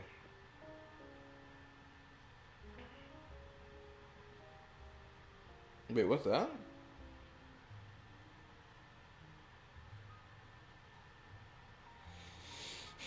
Oh, Pink, have you heard anything about the Zenless Zone Zero 2.0 anniversary live stream, or just the update itself? Not gonna lie, it's been really interesting. Granted, you said you haven't been playing any games lately, so I'm also assuming that you weren't tuned in to a lot of this news that's been happening. Well, for me, because I make sure my parents and to see your dog are fed. And do other chores before I head to bed. No, I don't. Oh, okay. Well, I will say this. If you ever are interested to play Zenless, I would just advise you make an account right now and just like obtain your free shit when 2.0 drops, and then just leave the game alone for a while. Because Zenless, I think Zenless is the perfect side game out of Genshin, Star Rail, and Zenless Zone Zero is the best side game. You ain't got to do a lot of exploring. You ain't got to do whole 8-hour story quest. 3 hours at best. It's like, it has, oh my goodness, as I'm sitting here thinking about it, is the perfect blend balance of what you need. of how you should be treating a gacha game. Oh my goodness, yes, Zenless is perfect by design. Oh my lord, I might have to flex that in the video, glazing it. I heard stuff here and there. Cool. I'm gonna say this right now. There's another thing you probably haven't heard nothing about, but bro, the Wuwa community, I swear on everything on my life, the Wuwa community is insufferable. It's the same community that sits here and tries to be like, oh, we're not the Genshin community, only to flex that they are. They are the Genshin community 2.0. Because most of these niggas are ex-Genshin players. For real. But they sit here and try to act like they're above it all and they're better. Like, no, nigga. Bro, I swear, if you ain't had as much stuff to do in your life, and you were tuned into some of this internet crap, which the internet crap is like, throw it to the side. You don't really gotta worry about it. But, bro, if you was tuned into most of this stuff and see this ignorant behavior, I promise you'd be like, bro, what the F are these people on?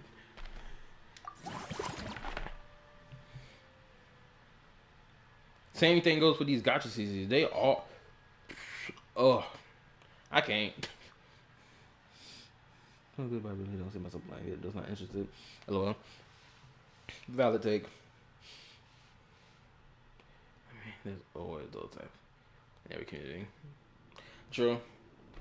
I think the thing that just irritates me is that these are the same people who create tribalism in the gacha in these communities. Then on top of that, they later complain about it, saying that, oh, we're doing too much, the tribalism is too much, and don't feel like dealing with it, only to then go back into pushing tribalism.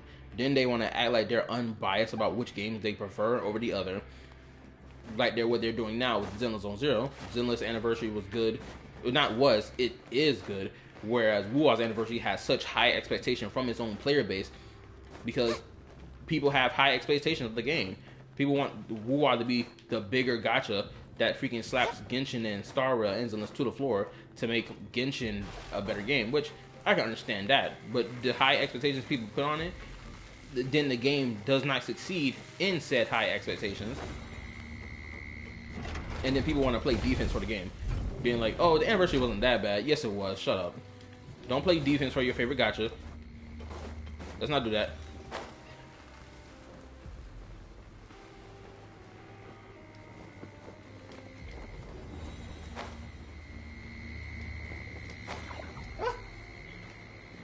I think I lost only one life.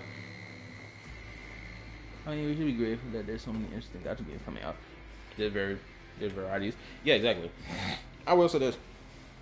I'm gonna be extremely spiteful towards the War community, because I am hoping that Neverness to Everness and Project Mugen, aka Anata, when they come out, I want them to smoke the crap out of War, because both of those two are open world gacha games for exploration and whatnot.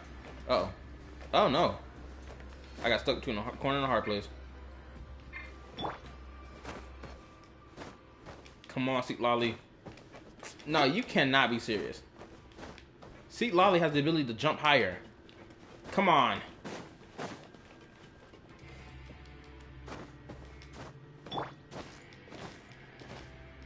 Come on. There we go. Yeah. Woo. The fact that I'm able to even get stuck in that corner like that is retarded.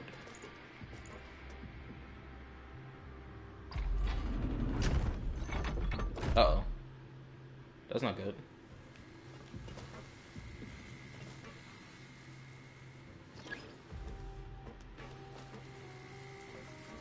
Oh no.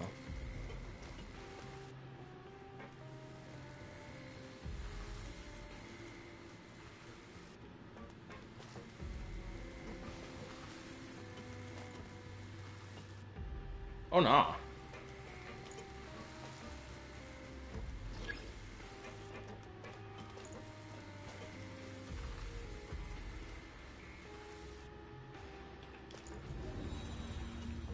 I'm not dodging that. Yeah, I wasn't never gonna dodge that. Yep.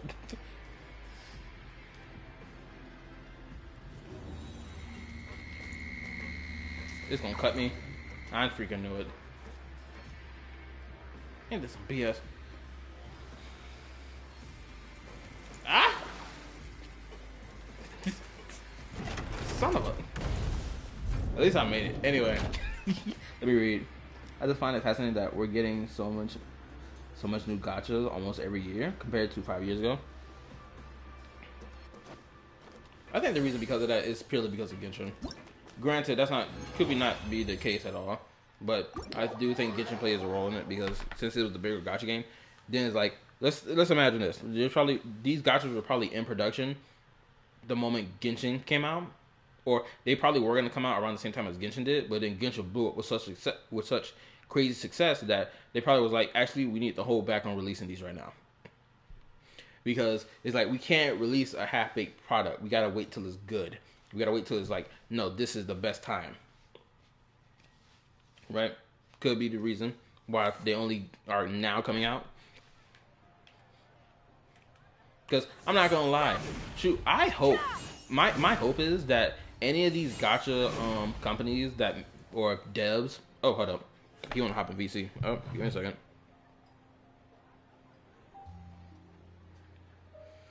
Give me one moment.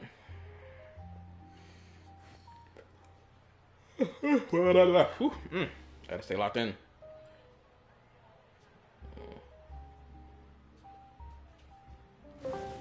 So, you're talking about all these gacha games came up at the same time. You know why a lot of these gacha games came out shortly after Genshin? And keep in mind that there was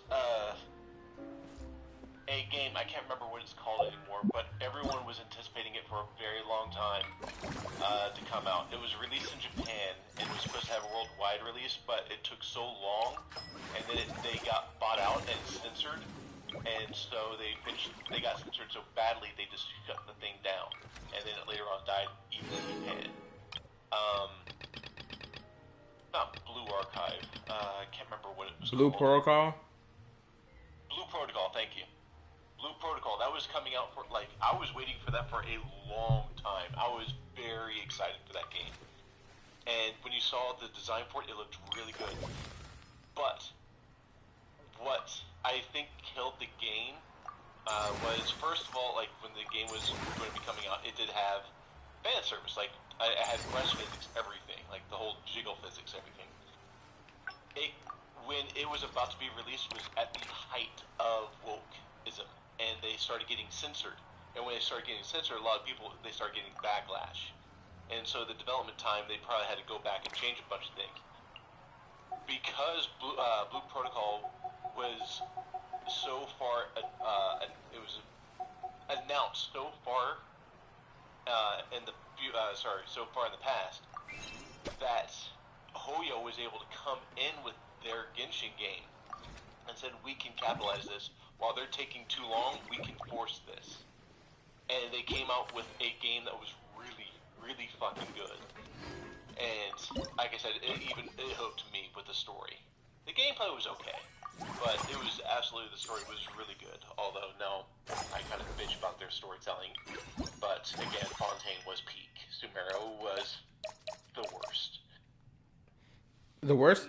Not that they were bad stories, we are not going to go into that. So keep in mind, a lot of companies, when they saw Blue Protocol and that they were getting delays after delays, they started making their games knowing that, oh, there is a thirst for this type of game, and they all started going in. You know, like how there are certain movies, you wonder why, like, there are movies that come out at the same time that are very similar. There was a long time in Hollywood where a lot of movies that were very similar would come out at the same time, like The Illusionist and The Prestige. Those two movies came out right next to each other, and they were very, very similar. And because what would happen is, when they're looking for actors, they will have these scripts that go around, and people basically, it's like corporate espionage, where they're like, okay, I got this script, this is what it's about, they don't get the entire storyline because they sell small portions of the script at a time, but people are smart enough to be able to figure out what the basis of it is, and so this moves around. That's what I think happened with Genshin, because Blue Protocol failed to come out in a timely manner, and so a lot of companies started coming out with their own stuff. Genshin just beat everybody to it, and then when I think Genshin was going to be in the cooker for a little bit longer, but when COVID happened, they knew that they had to capitalize on it because people would be looking for shit to do because they wouldn't be able to go out. So they launched it during COVID, and it made banging money because of it. So when you're saying that why Genshin inspired it, no, it was Blue Protocol. Yeah, I see what you're saying. Oh, also, to read out what Pinkers was talking about. If you go back then, I heard they were releasing it on Steam this summer. He was referring to Blue Protocol. I don't know if Blue Protocol has come back from the grave or not, or there's another game that they decided to make after they dropped Blue Protocol. Up my alley. There's another game. It's an offshoot from Blue Protocol, but it's not Blue Protocol. It's something completely different. Not the same game. Okay. Okay, what else did they say? He said, interesting take on it. This is when you were mentioning Sumeru. I think you didn't make it clear that you were referring to, like, exploration or the story. I don't think you made it clear between which one you were referring to. Story. Like, Jet story, amazing. R&R story, very in-depth. But Jesus Christ, it's fucking super long, super annoying. Yeah. Okay, so you're referring to the exploration story then. Okay. No, not exploration story. Just, like, if you're looking at story like Archon story, and then side stories, the side story makes a lot of what Genshin is. But the side stories were always really, really good in Genshin, but R&R really fucking killed it for me. And the mellow scenes in Fontaine kind of did the same thing, because it was, even if you were good at finding shit, it was still hard to find everything. I'll be honest, when it came to the R&R, I used a guide in the end. I got sick and tired. I used the guide since the beginning. I was confused about what to do next. So, that's probably why it felt fast to me. Yeah, even in Fontaine, I am missing one Melusine thing for a side quest that I cannot complete. And I even looked up guides, and all the guides said, like, I look them up, and I found everything on them. There's still something missing, and I don't know what it is. It's driving me mad. But, like, Jet Story Quest, I found it really, really good, but it was also extremely fucking long. And the thing is also at the same time, Sumeru, Genshin was always good at storytelling, but in Sumeru they seemed to drag everything out and had a lot of filler that had unnecessary dialogue in it. It used to be, it was very quick, very concise, and it really hit to the point. You are referring to World Quest, right? Drawn out, and you have to get rid of 90% of the wording to get the fucking meat of the fucking content. You are referring to the World Quest, right?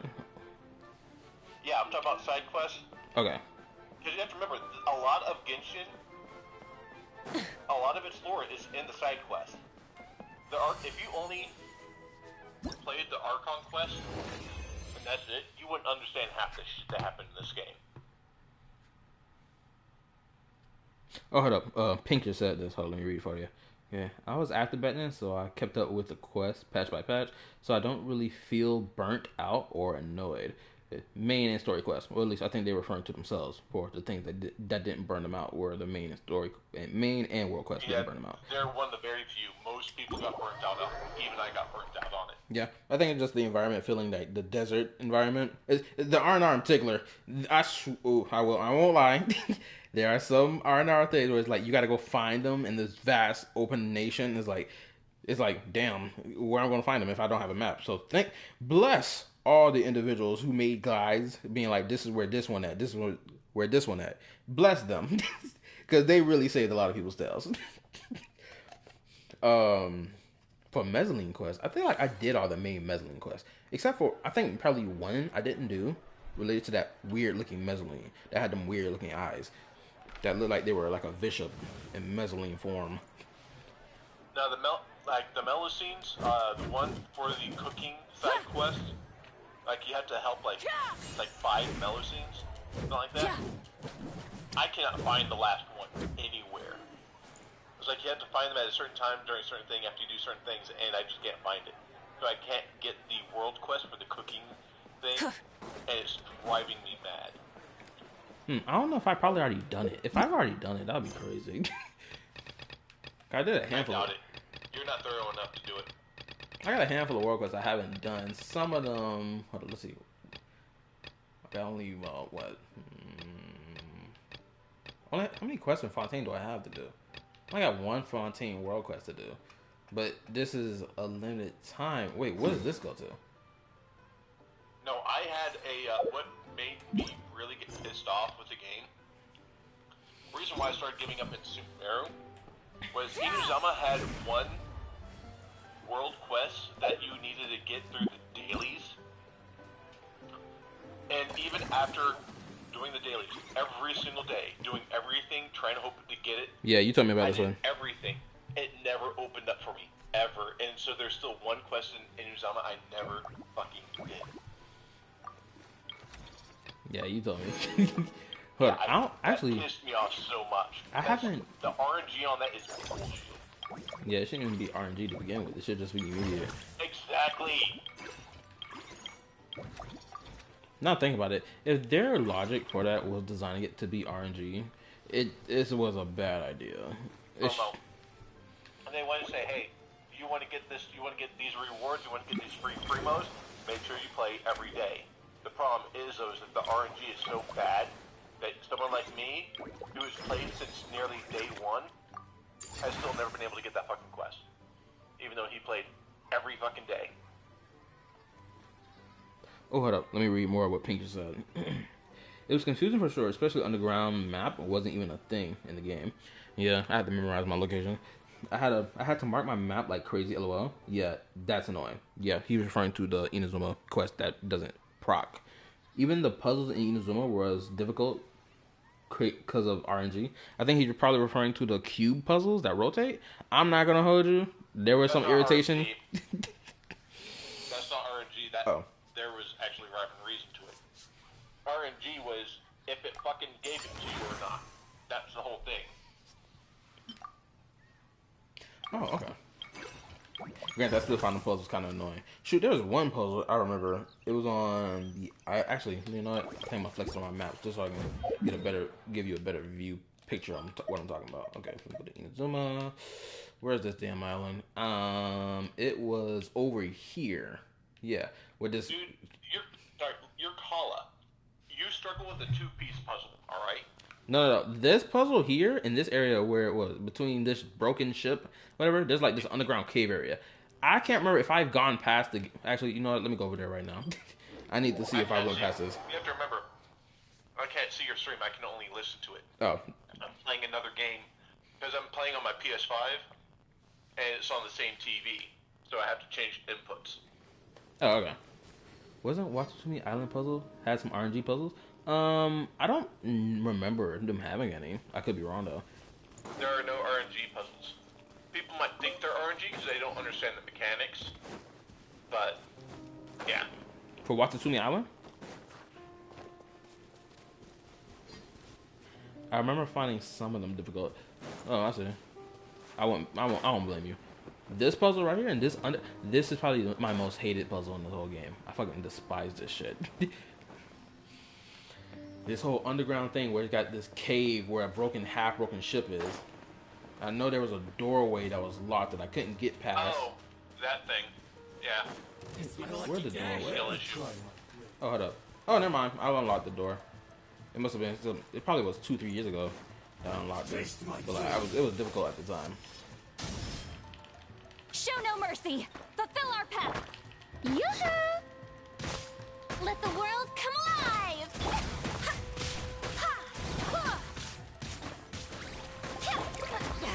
Suffer the wrath of Eastleaf.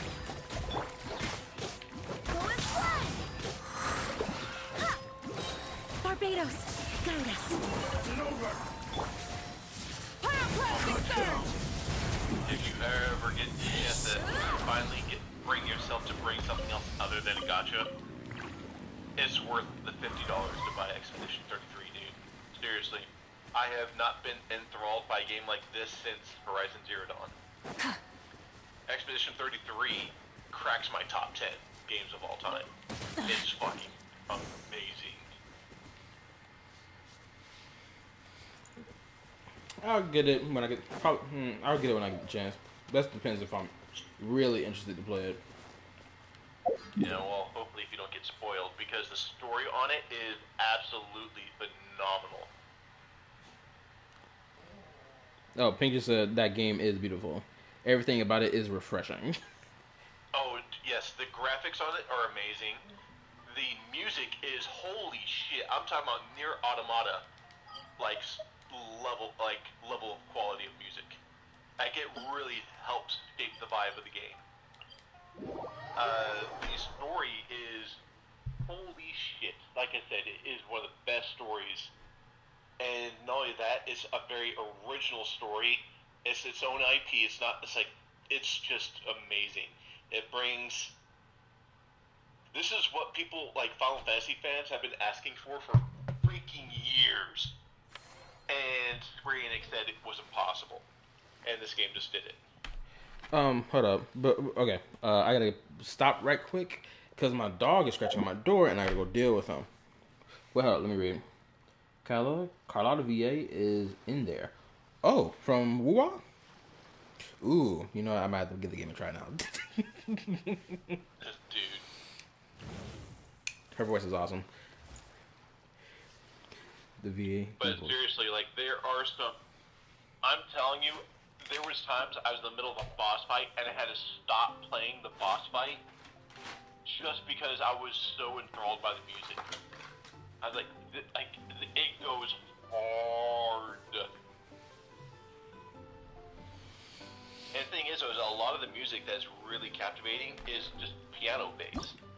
Like, it's just so good that even just a basic piano just works perfectly.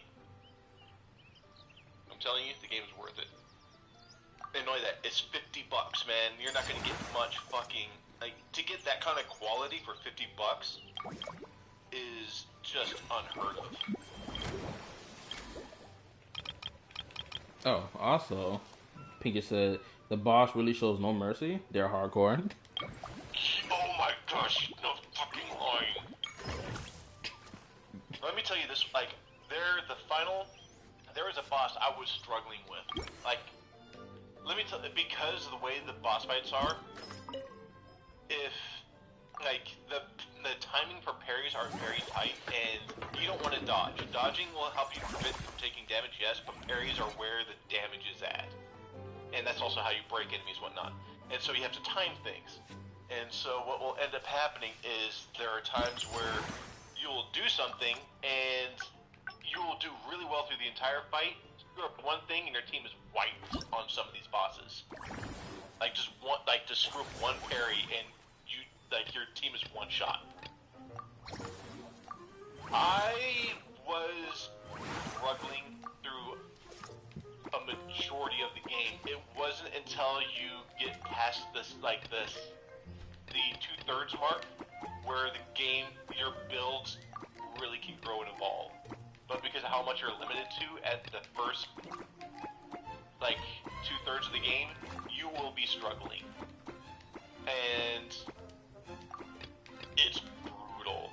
The timing is insane. And there was a boss that I struggled with that kept wiping my team because I would make one mistake here and because I'd be consistent. I would be kicking his butt and get down to a 10% health, and then I would miss a parry, and my team got wiped. And I was just like, God, this is getting ridiculous. And so I put it off, and I said, I'll just come back to it later. I came and I fought the hardest damn boss I have fought since freaking Millennia. Like, this boss was brutal. I had to change my build about 20 times before I found a build that worked against him. Came back to that boss that wiped with me, just wiped the floor with me. And one shot with my new build. One shot. One move. Dead. That's how brutal some like the difficulty spikes can be in this game.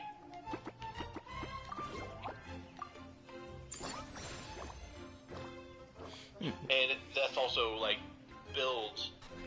Like build is very, very important in this game. I see. Also, Pinker said this. Kyla definitely gonna struggle. Oh yeah. Will it be a much of a struggle in comparison to Elden Ring and Monster Hunter? So I played on normal. I didn't go for the fucking hard. Dear God, no. I am not 18 anymore. My reaction time is out of a fucking F1 goddamn racer. All right, I'm an old ass man.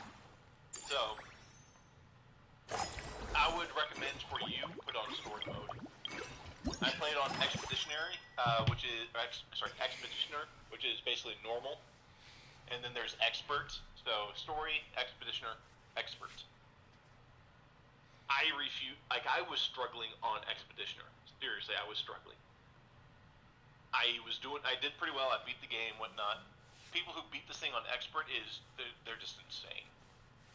Now the difference on Expert are how much damage the enemy does to you, and the parry and dodge times are shortened in Expert.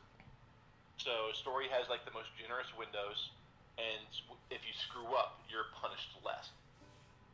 In normal mode, remember I told you like you get like one screw up and your team is wiped out. Yeah. Yeah. I don't think you'll like normal because I don't think you have the consistency to pull that off. Just go with story. Well, if it's anything like Zenless for the timers, granted, this is my only reference right now because Zenless has got to be the only game I played that got all these freaking time clickers. Oh, hold up. I'm gonna finish this point, and I'll finish this point in just a sec. Let me go deal with my dog. I'll be right back. I'll be right back, y'all. Give me a moment.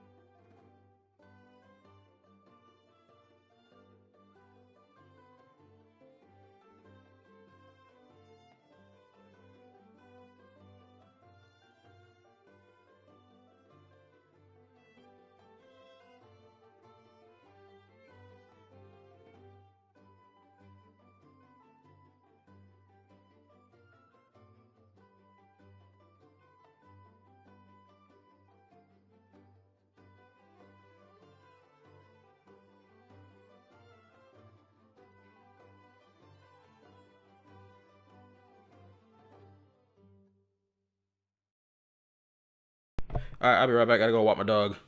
Give me a moment.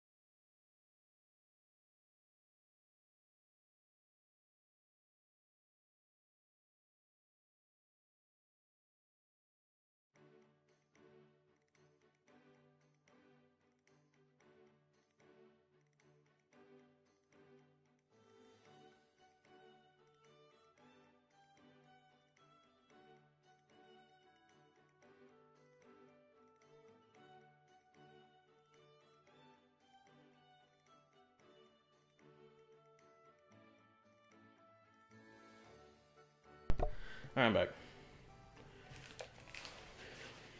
My apologies for the wait.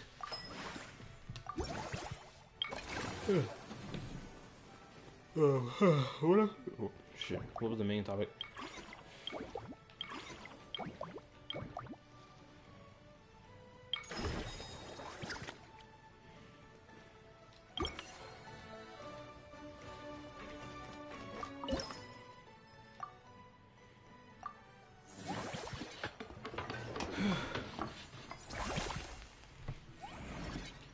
Almost finished maxing out this whole event.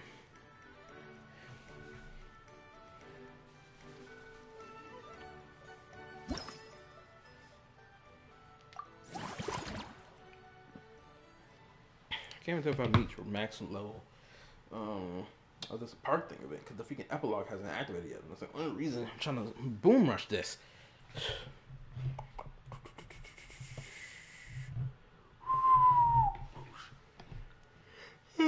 Oh crap, start to yawn. Gotta tighten up, gotta lock in.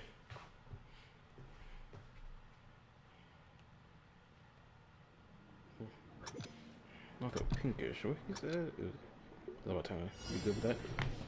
I'm good with the game that's all about timing. I play Zone Zero for crying out loud. And I play Wuwa. Granted, I'm not gonna lie, the parry window for Wuwa, when it comes down to trying to freaking knock out those freaking parry craps, I'm not gonna hold you. The window is like too small, and knowing that there isn't like an activation button to engage with that parry window, it kind of sucks. But it's like I can see why they did that, so it can feel like there's more difficulty to the game. Because like there are certain characters whose attacks don't have the speed necessary to even link up with the counter, because the window's too small and the timing got to be perfect.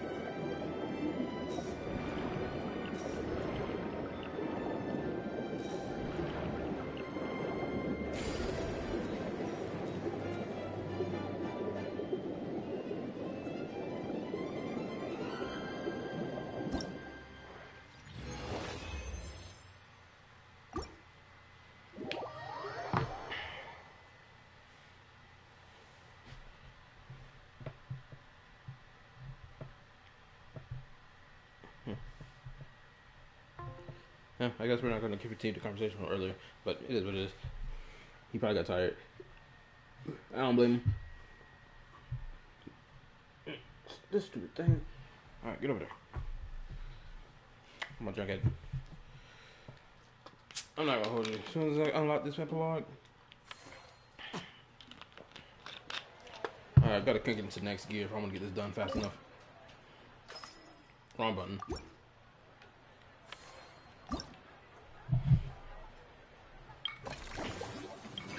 The event's supposed to be so...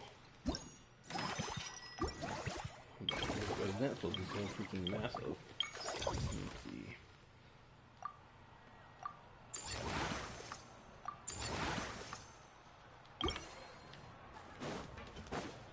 Almost finished.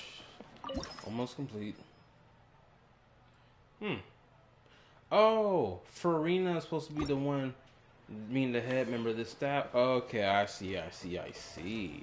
So I better go ahead and like get that conversation with her started then, shouldn't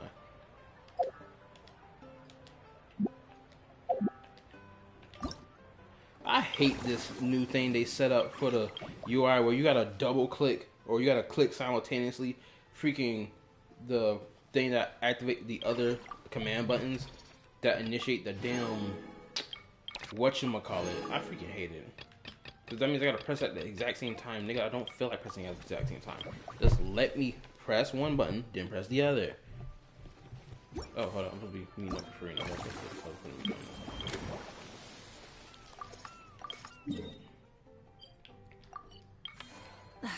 Instead of confining themselves to the heavens, gods should broaden their horizons in the world below.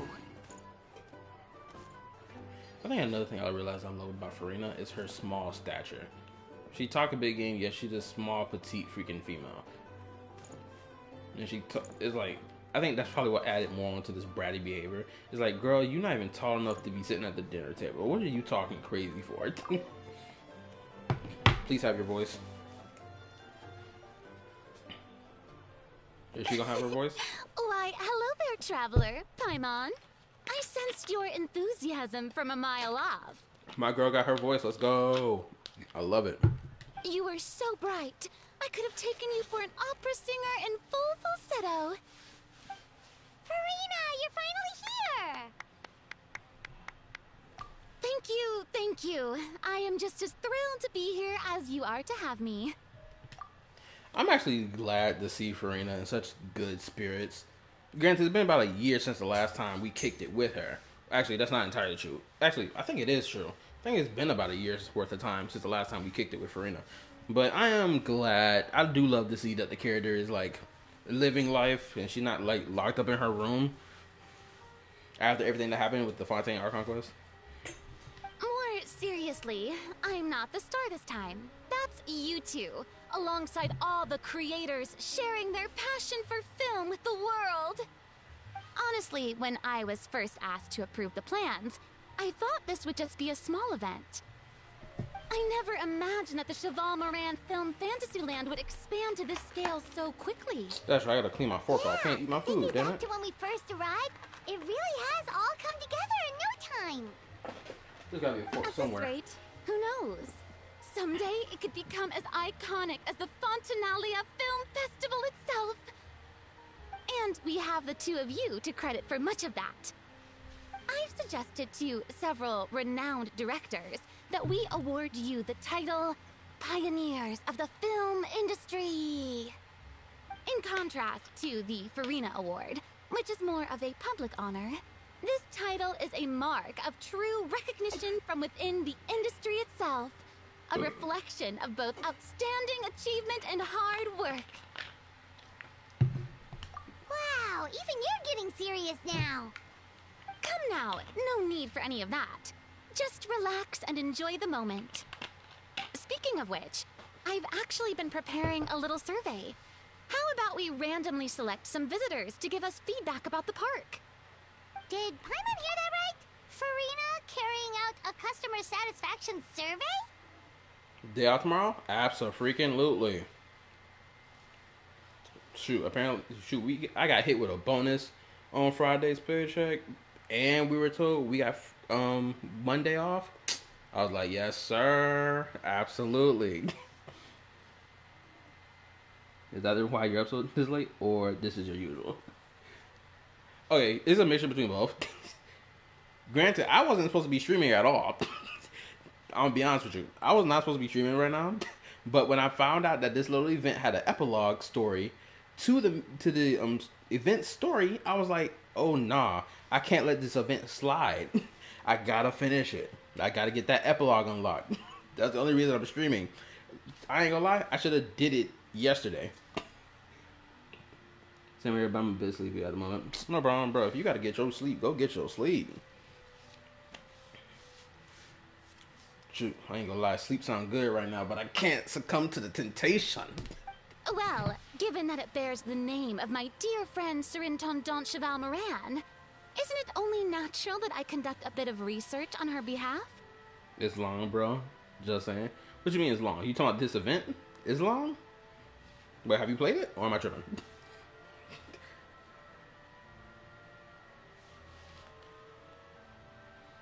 Besides, the more famous a star becomes, the more important it is to stay in touch with reality, no?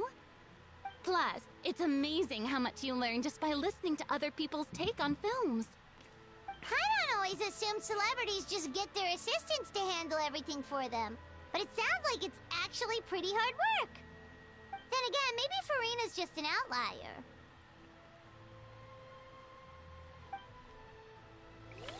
Wait, you did this event yesterday?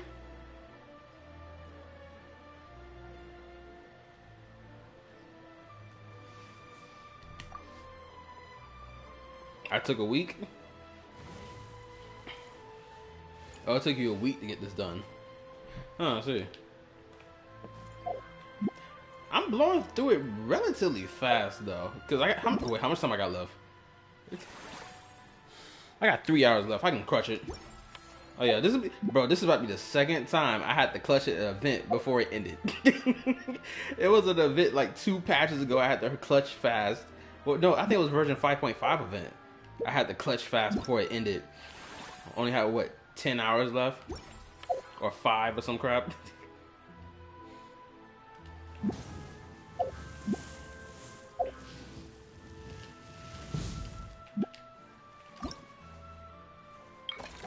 Alright, there we go. What do I need to do right now? I have to level it up to expand.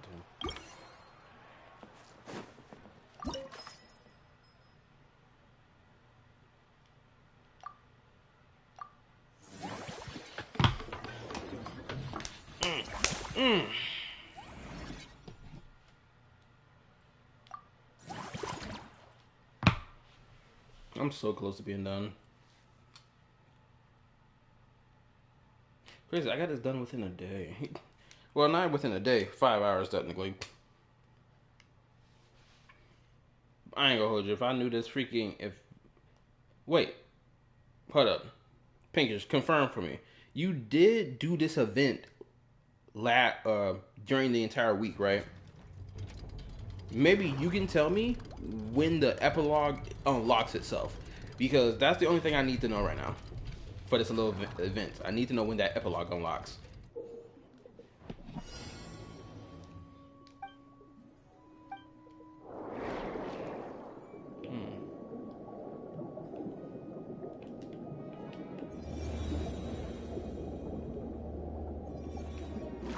Son of a bit.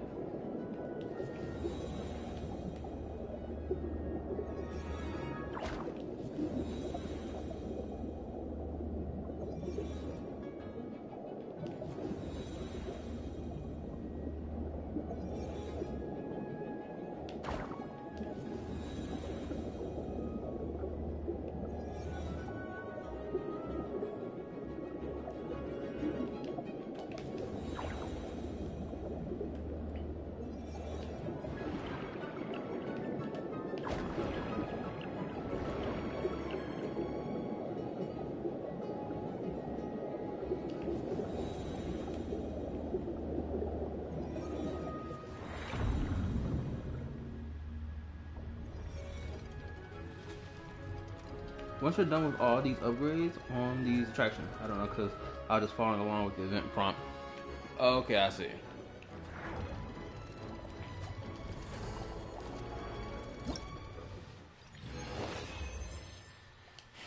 Then I'm close to the end.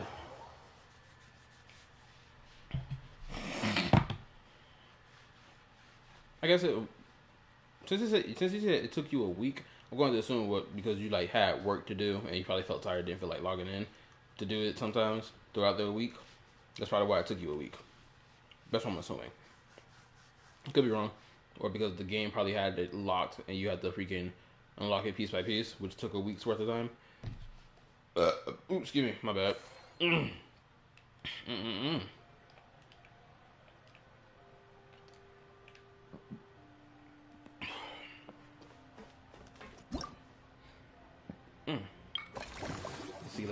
Let's see.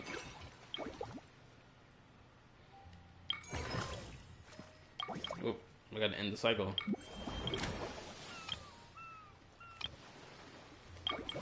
Yep, gotta end the cycle now.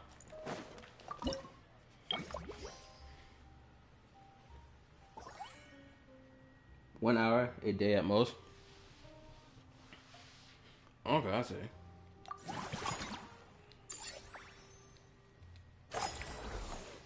So let's go ahead. This one.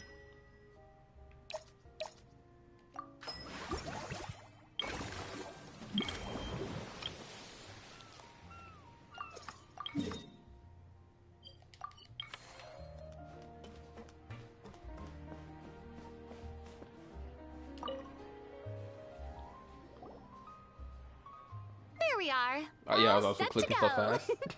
Now, I can feel that. let's take a stroll nearby and randomly pick out some visitors to ask a few key questions. What else I about to say? Yeah, I've been clicking fast. Like the moment I was able to realize and understand what the freak was going on my screen during this event, it just became so fast to do. I was just like getting through it. Not gonna lie, it's boring and repetitive like any other events. Yeah, it's like it is repetitive, but it's like the moment you know the flow of it all, it just like you're just I guess it start existing through the motions. I'm trying to find a word to better describe the feeling, but it just that's what it feels like. It's just like, okay, that, okay, rewind, back, try it again, one more time. That's basically what the feeling is.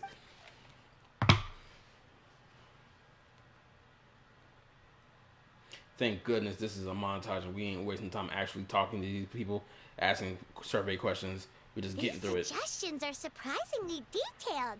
Choosing film prototypes, recreating the scene cutting process, budget management for costumes, makeup, and set design? Oh, Paimon's head is spinning. Why is everyone so professional?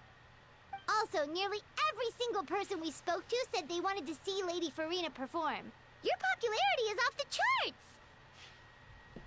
To tell you the truth, I've no plans to perform this time around. Any star worth their salt knows their role. When I take center stage, all the spotlights are on me, and rightly so. But as a guest, I should step back and let others shine. I ain't gonna, bro. The evolution of Farina is immaculate. Same events like the Windbloom and Lisa Potion event. Yeah, I ain't gonna lie. The Lisa Potion event, that's what this event feels like to me. Just doing the potions, doing like the matching little puzzle thing to increase this, that, and the third. This is what this event feels like to me. I'm not gonna hold you. Like verbatim, that's what this event feels like.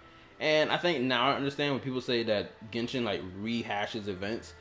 I think now I understand it when I hear people say that. Kind of like what? Because I be sometimes thinking about what you mean by that, and now I'm experiencing it. And I'm like, okay, I see what you mean. So, instead of performing myself, I'd prefer to support you from behind the scenes. Perhaps as a consultant for one of your attractions, for instance? Oh, this is what I was about to say about Farina. My bad. I was going to say this about Farina, but I completely lost track. Okay. I love how when we first meet Farina, she's all about having the spotlight on her. But we know for realzy on the inside, she doesn't want the spotlight on her, but she needs to have it on her for the sake of the, keeping up a face for the prophecy and shit like that. And then when it came to her character story quest, she didn't feel like going back on stage to have lights on her again. But she was kind of forced to do it, not even because of the fault of the traveler, but because of the fault of the situation. So it's like she just had to do it. And she really enjoyed being back up there on that stage for a different reason than because, she needed to keep up a brave face for the prophecy type ish. And now to see her be like, yeah, look at me when the spotlight is on me, but when it's time for someone else to shine, put that spotlight on them type ish. It's a complete evolution of her character. Or evolution to certain aspects of her character. Hey, that's right! Movie masterpieces is all about film expertise. There really would be no better candidate than you! Oh, wonderful! Then I shall give this role my very heart and soul. And I also love the fact that some of that bratty confidence that she displayed when we first met her is kind of coming back in like full swing. But like with a different motivation behind that behavior, right? And I love to see that. Once I've had a moment to prepare, we can meet up for a slice of gâteau from my pâtissière suprême before we get started.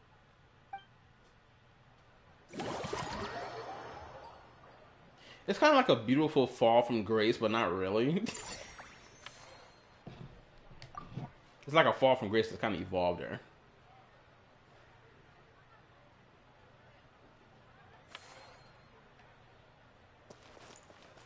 Oh, this is the stage. It's a mini stage. Okay. I'm not gonna lie, the whole event venue has changed dramatically. What's what we're doing right now? Oh, that's right. Got a speed run. I think I got about like 3 hours.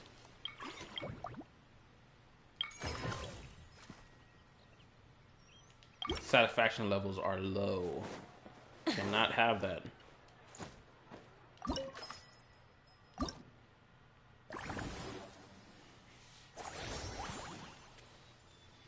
Okay. I mean, the satisfaction level is average. It's not nothing crazy.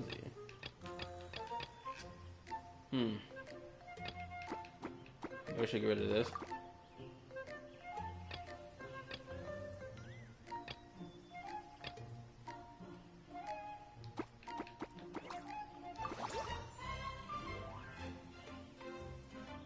I mean, I'm pretty sure this is the same exact number. But it's deemed as average, which is crazy.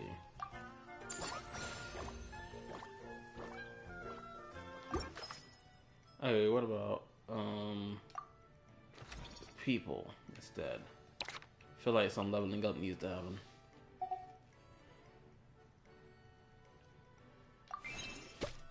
Awesome.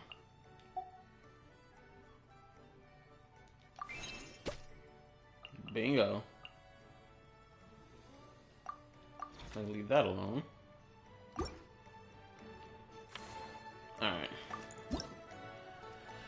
Who else needs something?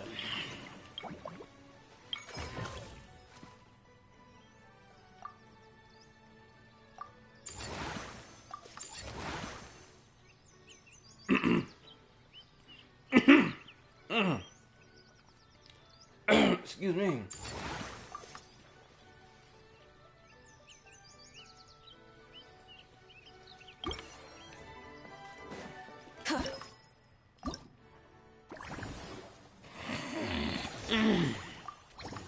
My apologies. Oh man, I just remembered a diabolically hilarious skit from I forgot what that YouTuber called himself. It's Prince something, not Prince Vegeta, not him. It's someone else. And his skit had me rolling, bro. I was like, this is such a W skit. Oh, so that's what that does.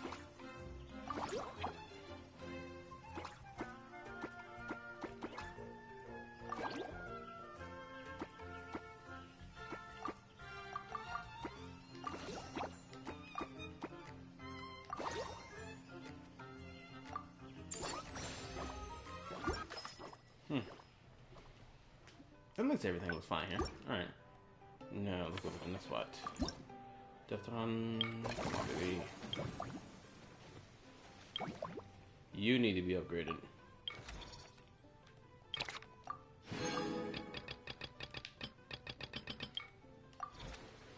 Rolling encounters. Level on the next cycle. I need to get this bastard to. Oh, can't do that. Many insects have a compulsion to follow the light, and humans are the same. Except we... 30 cycles deep now.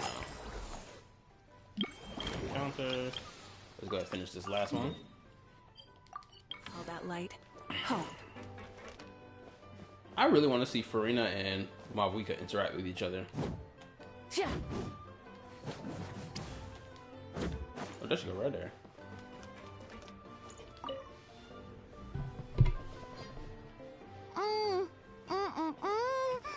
Simply exquisite. As amazing as ever. Escoffier, have you ever considered starring in your own film? I can see it now. Val's en cuisine. A riveting tale about the art of extreme cooking. I'm sure it would be a hit. As it happens, I'm already doing something similar. A brand consultant has been filming my training sessions with students and incorporating them into films about Fontanian cuisine. Oh, no. No. A documentary won't do. I'm talking about something with a bit more drama. Your experiences as a chef could be turned into a scintillating story. In fact, I'll even write it myself. Oh my goodness, the arrogance. The arrogance.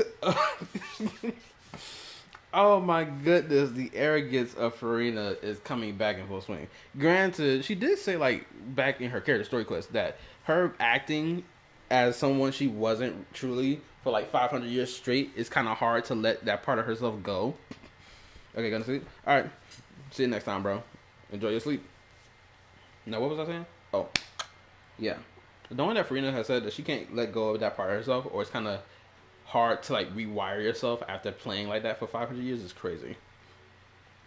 Hope you enjoy the rest of the event. Oh well, at least the story aspect of it and the character interactions. Before you finalize it, please let me review the culinary terms, especially when it comes to how ingredients are handled, the timings and quantities. Great! It's settled then. Now take care. Actually, I think I'd like to bring in the Traveler and Paimon as directors. Something tells me that the three of you working together would really get the creative sparks flying. We could create something truly magical here. No problem. That said, now that we've been granted Director Farina's approval, we'll really have to step up our game. Okay, this is cute. I like that. Actually, let me hide this. I'm gonna take a screenshot of this later. Alright. Excellent. I believe in you both.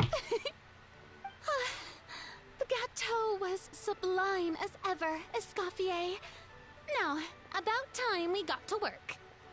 I'll start drafting the script on the side, while serving as the consultant for movie masterpieces. Wish me luck!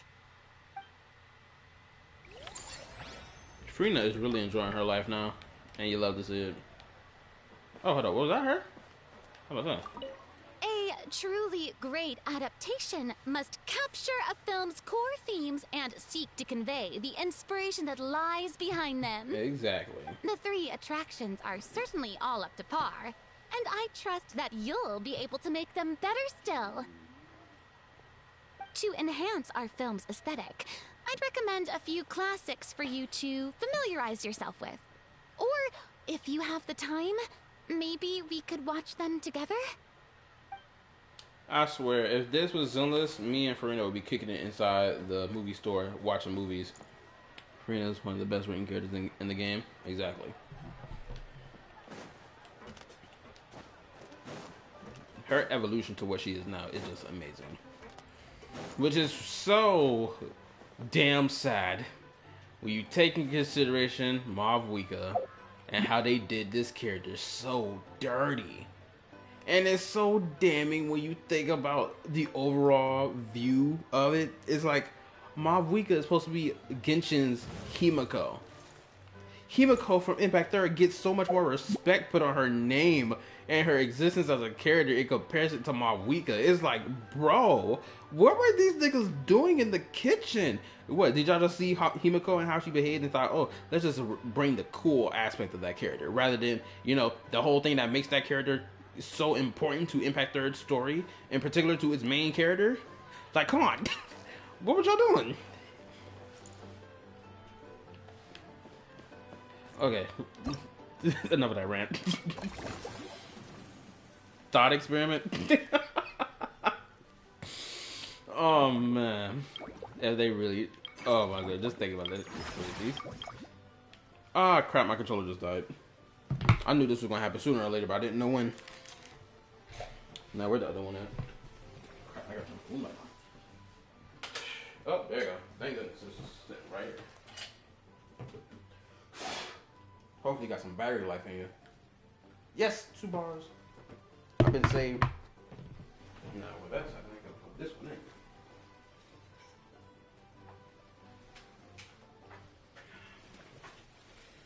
After I get this freaking epilogue unlocked, my sleep about to be stupid good. Alright. That's done.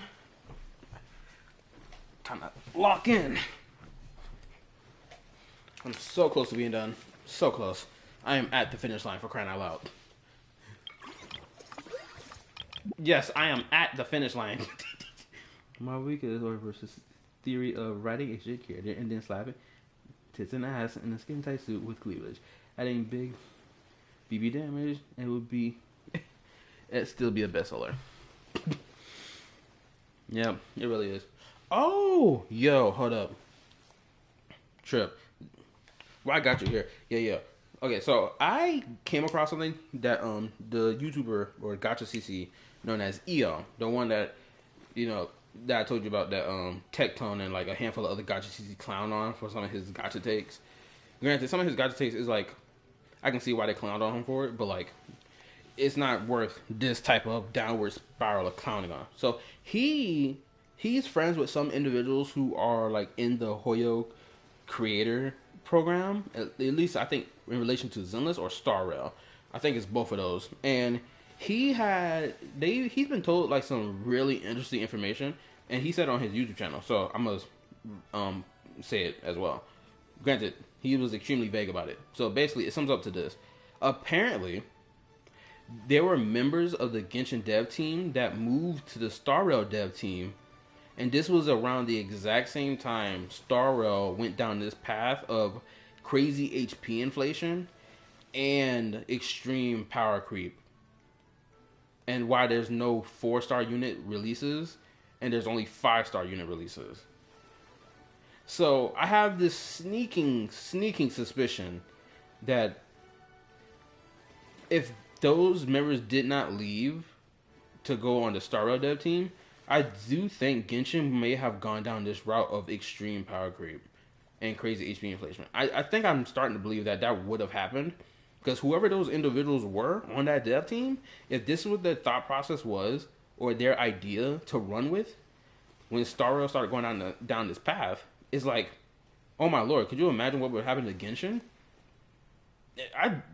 It sounds crazy just thinking about it. If them mother effers had their hand on the wheel.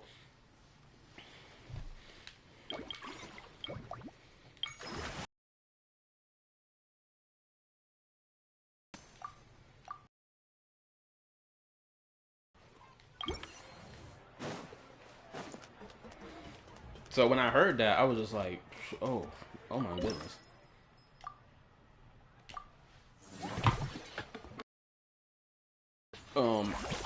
Excuse me.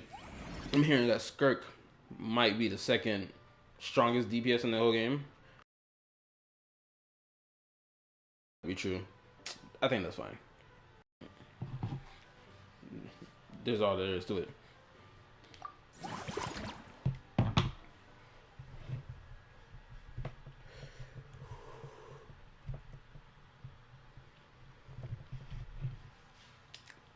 What was another interesting thing? What else was interesting?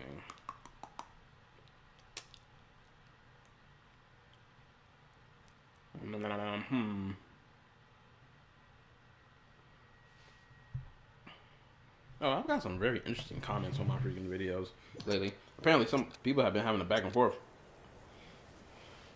On my last video I made, people were having back and forths about Natland, I guess, in terms of like overall feel of Natland, dropping the ball and whatever. There's been a back and forth argument, which, as I'm looking at it, I'm like, this probably what it feels like when granted, I already know how that feels like technically when I'm arguing someone else's comment section. So I'm like, okay, I can see it from this perspective even more so. Oh, hold up, wait a minute. There we go.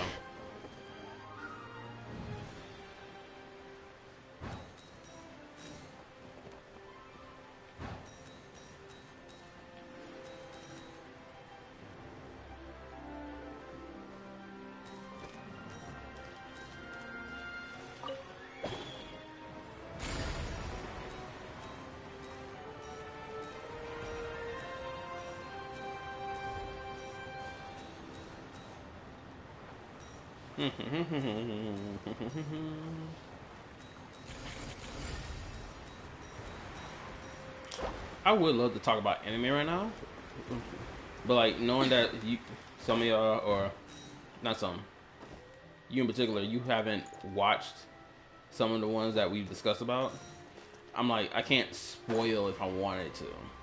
because you said you were gonna wait until all the episodes were released before talking about anything like that. So I gotta keep my mouth shut.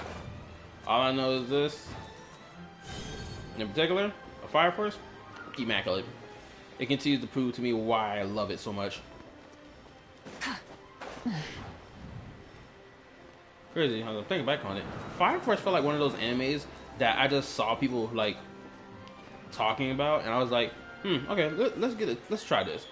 Let's see how interesting this is. And then like the animation, the art for that anime, it looks good. It's so captivating to look at it. Shoot, I even came across a YouTube short today that I guess was made 10 days ago, where someone was making the dude was basically complaining about Tamaki's fan service, and he said it got worse. And I was like, I don't know if I agree with the idea that her fan service got worse, but I do agree with the idea that if they were gonna make her the fan service girl, they should be treating her like Urza Scarlet from like Fairy Tail, because Urza Scarlet from Fairy Tail, like as much as people want to complain about Fairy Tail being power of friendship, it's like there is no denying that when it came to fan service and having bad bitches, and them bad bitches being awesome, Urza Scarlet is top tier female character in that whole anime. She gets to dress sexy and kick ass, and nobody complains about it. I don't think I've ever once seen anyone complain about Urza Scarlet and her fan service or her fan service. I don't think I've ever seen that. Genuinely. As I'm sitting here thinking about it, granted, I was kind of late to the Fairy Tail scene when I started watching it. But like, I don't think I've ever seen anyone complain about Urza Scarlet or her fan service. I think people just love this chick across the board. Granted, I haven't seen, in particular, any activists complain about it. Maybe because it went under the radar, possibly. Oh, also another thing, I don't know if you've seen in the Discord, if you're still watching. The Texas law that they passed, well, not, the thing that they passed, I'm hoping that it does get slapped down by the Supreme Court, because it's already unconstitutional as is, because there's already a federal law in place that already discusses a certain aspect of that entire law, or that law that was passed, law or bill, whatever the freak it is. And it's like there's already something like this in the Constitution, or not in the Constitution, but in the federal law. And it's like, this cannot be allowed to pass. It can't be. Anyone with any type of dignity that follows the federal law knows that they cannot just let that pass.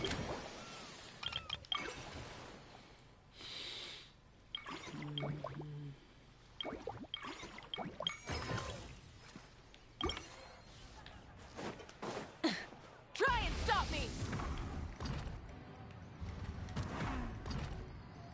Yeah, I just had to jump up with Malvika real quick. They really did. The freaking lead art designer for Natalie character designing. Yeah, he was acting like a horn dog when he made Malvika, most definitely. I think he was a horn dog for Himiko, and so when he had the chance to be like, oh, I can create my own iteration of her in Genshin Impact, he went for it. He did. You can tell. The goon was the lead inspiration for this. It was the thing that was talking the most. You can tell. Homeboy's brain was littered.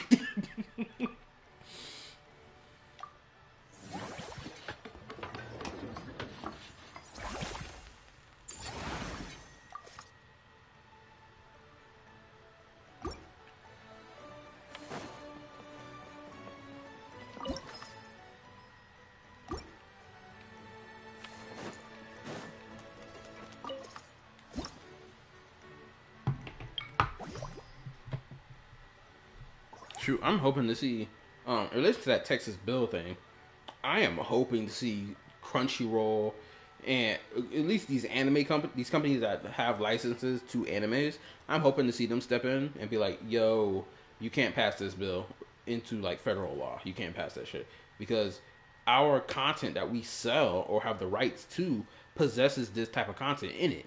But this content is not illegal in any way, shape, or form. It is by far a cartoon.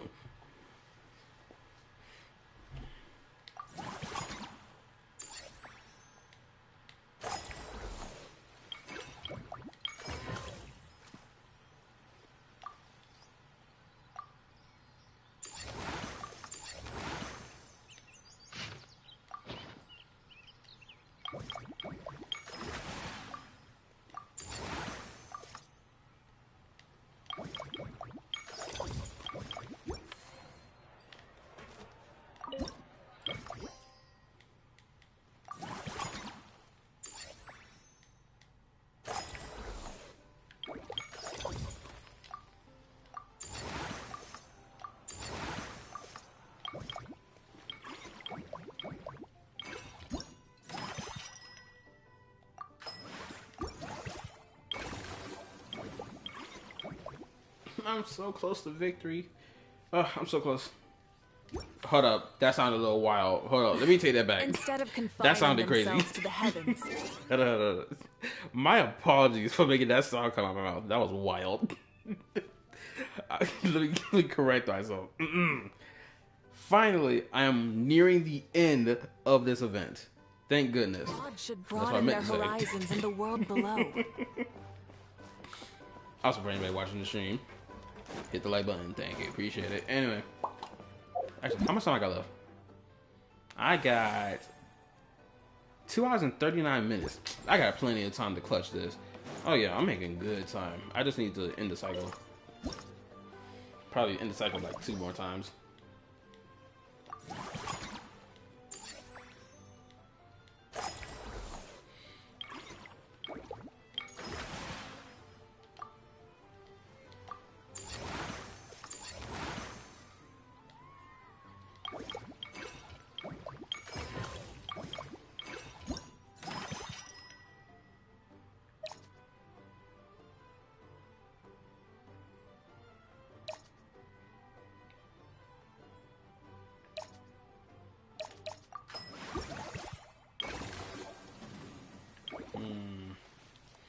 What can I do now?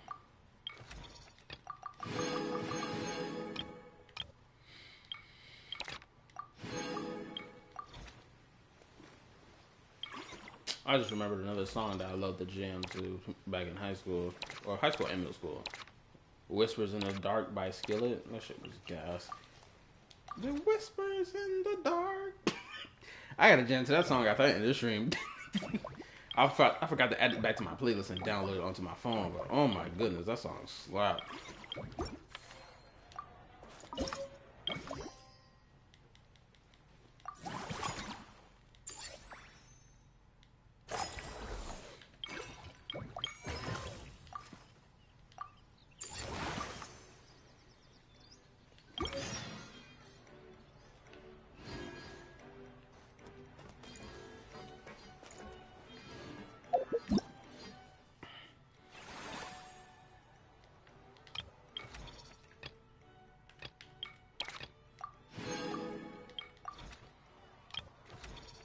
And now the final quest is unlocked. Thank goodness gracious.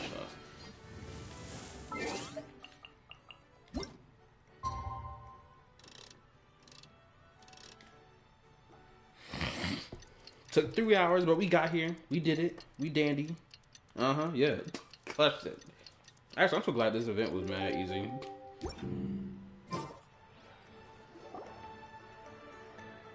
Now that things have reached this point, we should add A pinch of salt? a dash of pepper, actually. Brilliant. Huh? You two aren't talking about a new dessert menu by any chance, are you? Hold up. I asked this question for anybody watching the stream right now. How do y'all feel about the traveler not being given like a new outfit to wear for every region they went to? How do y'all feel about that? Because I feel like, because throughout the years of Genshin's existence, there's been so many fan arts or like 3D model making I've seen where people have put the traveler in a different outfit for that was correlated to each region, and these have been really good outfit designs. And it's just like, I don't understand the reason why they wouldn't release a new skin for the traveler to wear for each region they've gone to. I feel like that would also like immerse the player in viewing themselves as the traveler, because you'll have a different piece of clothing to wear each time, new custom clothing and all that other cool stuff. It's like, I don't know, it just feels more immersive, especially knowing that Zenless Zone Zero is doing that same thing. We're doing the very thing I'm describing in version 2.0 with the new story and anniversary. It's just like, why didn't they just do this with Genshin and Star Rail? And also, I'm gonna be honest, I find it interesting. This one Gacha CC in particular, named Captain Cabinets, I watch her content here and there, but I find it really interesting that she didn't make a video discussing or even watching Zenless Zone Zero's freaking live stream for 2.0 and the anniversary. I can only speculate, not to speculate that she's like not watching it so the sake of like not inciting drama, but actually I think that's the reason why she didn't bother watching it or like uploading like her reaction to it. That's what I'm assuming, or because she probably just doesn't feel the need to do it because, well, she's not obligated to do it, but I think it's probably because she just doesn't feel like adding to like tribalism over something like this, because it's like it's a good anniversary. There's no need to put it down. Probably, I don't know. Who knows? We'll wait. I'll wait and see what happens. But I'm just very curious for why she just haven't posted anything like that. Maybe just my bias. Maybe I'm thinking every one of these CCs just want to put Genshin down. Anyway, let's continue. Not desserts. Oh, we're talking about the script. Oh, my dear partner, photographer, rookie director. Our creativity must keep up with the overflowing enthusiasm of our fans. There's no room for dull scripts on my stage. Plot twists should strike the audience like a cloud of pepper, leaving them sneezing in surprise. Achoo! The same logic applies in catering. I once heard Miss Emily mention that pepper could be used in perfumes. Perhaps I could find a way to make it work in desserts too. I don't know about that. Putting pepper in desserts? A peppery kick to complement the delicate sweetness of cream, perhaps. Wow, the two of them seem to be working together so well. You cannot let Farina cook. I know there's a whole bunch of memes related to Raiden Shogun not being able to cook, but Lord forbid Farina from cooking, because I know she cooks garbage. We all know this. We've known this for about a year. Farina does not know how to cook. Keep that woman away from the kitchen. I'm struggling to imagine what a pepper cake would taste like, though. Well, well, what do we have here? Escoffier's making a new cake? Oh, how exciting! When it's ready, do let me know. I'd love to try it. These people are crazy. Is it just Paimon, or does it seem like everyone's even more enthusiastic now that they've finished their work? Why shouldn't they be? When your hard work pays off, that's when you should celebrate. It's like a batch of fresh macarons. You should never let fear of sweetness stop you from adding all the filling you please. After all, if there's ever a time to pile on the sugar, it's when you're making macarons. Pile on the sugar! Oh, they're crazy. Pile on the sugar! And why are we piling on the sugar? Lepine Pauline, you're here! Is it ready? Of course! It all went according to plan. Huh? Were you off on some kind of important task? I was indeed. Please accept this.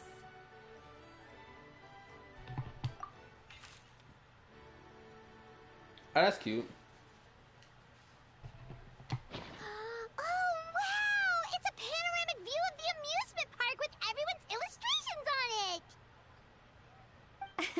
Since the film Fantasyland has been such a success, we decided to create a unique souvenir to remember it by. We built this park together brick by brick, so we decided we'd all contribute to drawing this map together too. To be fair, it was mostly thanks to Miss Lepine Pauline. She's our expert when it comes to drawing after all. But we all did our best to leave our own marks too. That's right! And on top of that, Traveler, I'm offering you a most special privilege. You get to add a mustache to my portrait. Excuse you? A mustache? Awesome. Fancy a white one? Bolognese sauce flavor. Well, that sure counts as a surprise twist. You win this round.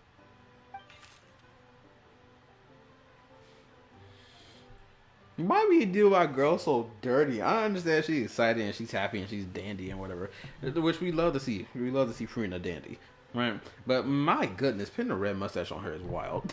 All right then. Now that you're the proud owner of this commemorative map, You can draw as many different flavored mustaches on it as you like. I wonder if anyone currently in 2025 would find it offensive if someone said, I don't like Farina, even after learning everything that happened in the Archon quest related to her. And if someone were to say, Farina is such a lame-o character. I wonder if someone's bold enough to have this take. Especially knowing the type of hate they'd get. I am genuinely curious to see that type of...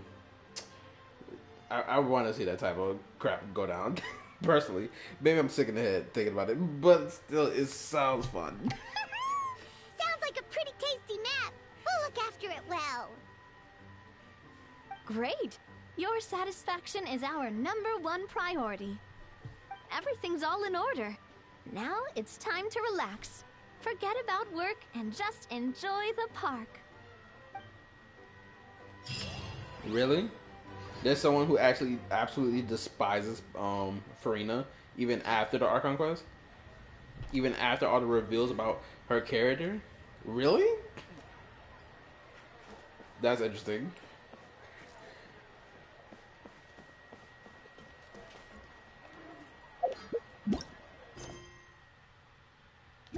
Is this the epilogue chapter? No, wait, this was the epilogue, right? It can't be. Yep, this was the epilogue. I finished it. Neat. Granted, there's like... Oh, I maxed it out. Never mind.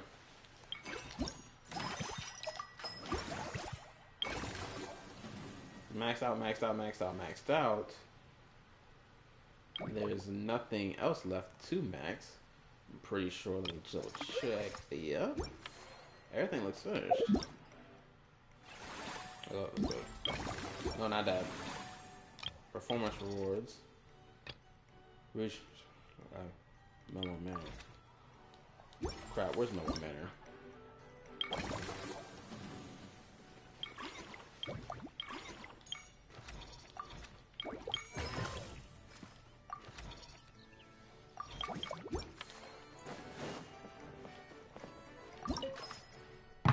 Yep, because he's a simp for a Genshin CC that doesn't care for her. And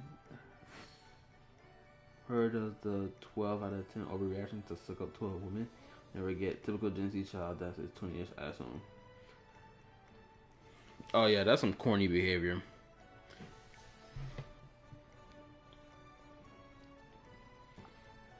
So this individual freaking... He hates Farina because a Genshin CC hates Farina. And so he just copying their opinion.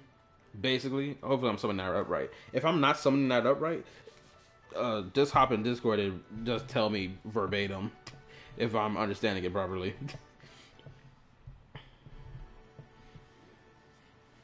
But yeah, if I'm understanding you correctly, that's such corny behavior.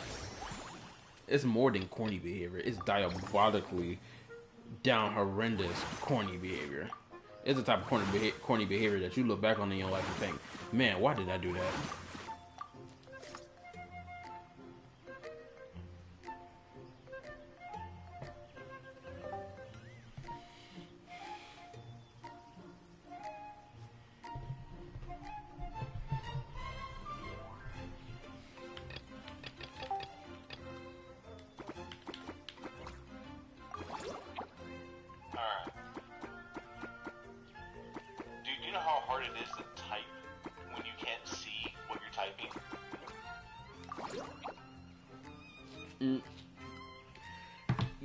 I guess so. I mean, if it's dark, then yeah. No, the input was on my PlayStation, so I had to type all that without knowing what I was typing. Oh, okay, I see. So yeah, I typed, give me a second, but as you can tell, the backspace didn't work fast enough. I can see the mess up. Yeah. So, yeah, there's a person, he creates all her art, and so whenever she praises him, he just goes absolutely nuts. He is the very definition of a guy that has too much estrogen and requires praise from someone else and cannot take criticism. Basically, he's a woman in a man's body. And basically your typical Gen Zer that has no social skills. And he's getting more and more arrogant because he keeps validating him because he does the whole... Well, she allows coddling, basically. Here's the thing, she's married. And this guy still acts like this. Oh Just no. so he can get some sort of sense of validation. Oh nah, I can't respect that. I cannot respect that. Let me put it this way: he gets all the women in Genshin, he won't pull on for dudes at all. He only pulls for women, and then he doesn't even build them. The only time they get built is when he hands his password over to her, and she plays his account on stream. Wait, he doesn't pull for male characters. He pulls for female characters, but he doesn't even build the female characters. Yep, he even pulled for Farina, but then when she expressed dislike for Farina, even after the Archon quest, he then expressed extreme displeasure for it and dialed it up to 12. He and I, basically, I'm almost on the, it used to be I thought he was just joking and playing. No, the guy really is a fucking simp. I'm total fucking simp, no lifer kind of person, and so I don't even talk to them anymore in Discord. I just leave them alone. I just want nothing to do with them because they're that kind of person because he does her art. He's getting more and more arrogant and acts like a fucking spoiled brat. And so I've seen the progression get worse and worse as she has validated him and basically as enabled him. And so he acts like a little shit.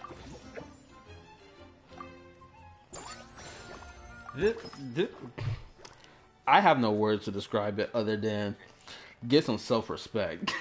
And on top of that, you have to remember, dude, you are part of Gen Z. You know how socially retarded your entire generation is. Yes, I do. Your entire generation has been completely retarded, as in the actual term retarded, by the fact that you've been forced inside and in a very antisocial environment where you can get all you really need to survive through online services, so that you don't engage with anybody, and you allow your entire generation has been pushed by boomers that still will refuse to let go of their fucking assets and power, and so everybody's fighting for all the leftovers, and Gen Zers are the last ones alive before the boomers finally start croaking. And so you guys have nothing, and then you have very little money to do anything, so you don't have the capability of going out and doing things and doing what normal people do. And then on top of that, because you guys have been pushed to have every goddamn fucking social fucking sickness in the fucking world and the inability to take care of it because they prescribe you some sort of new drug that's going to fuck up your body in the long run, but as long as pharmaceutical companies make all their fucking money, they don't give a shit. And as long as you shut up and don't make a scene, they don't give a fuck about you, and they will just push you off to the side. Your generation's fucked.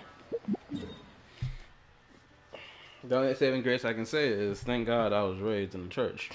That's my only saving grace I can say. Because yeah, have you seen the Episcopal Church? Yeah, church is not necessarily a safe haven either. True, I have seen some questionable behavior from some of these churches out here. Yeah. Be careful of organized religion. Be very, very careful. I know mine is extremely tight knit when it comes down to social media shit. Because they don't even allow I think one of the things that my church doesn't allow is having a social media.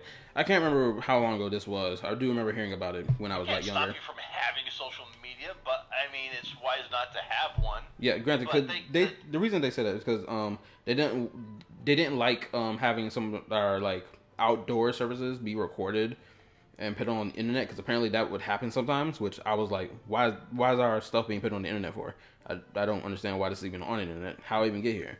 So I think that was the reason why they were like pressed about the whole recording services and whatnot, because someone was putting on the internet. Don't know why, don't know who, but they did it. Well, it didn't used to be like people used to love that.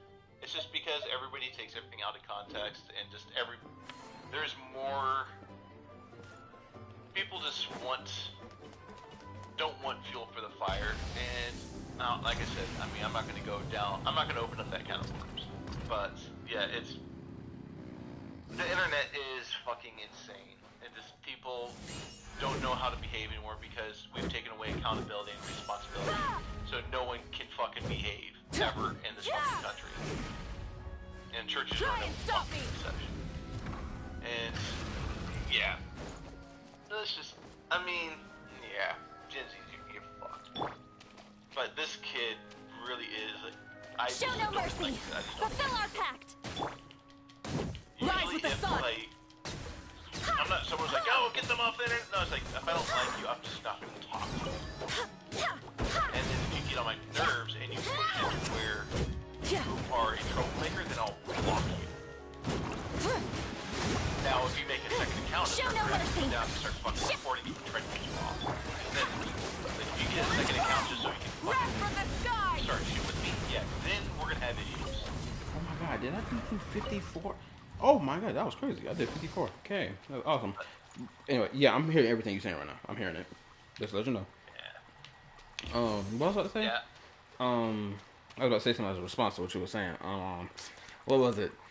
Yeah, homeboy just lacks major self-respect. Maybe because I was bullied in school, I just developed the need to have self-respect for myself, because I just can't I just can't fathom the idea of just like being someone's lap dog, pulled around by a chain. That sounds pretty crazy. Let's just put it this way: stereotypical boys that act like that probably did not have a father figure in their life. I can almost guarantee you that. Or if they did have a father figure in their life, they acted more like a mother. I can see the first one being more true.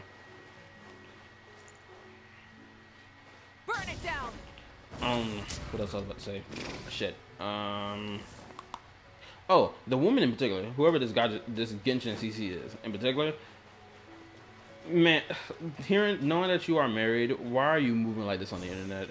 I understand that, yes, you are not actually trying to engage in a relationship with this individual, but for the respect of the relationship, I don't think she sees him doing this, because you have to remember, like, women and men think very differently, and women, even if they do, like, a lot of women who do see it, usually pretend they don't, and then just leave the lie after telling.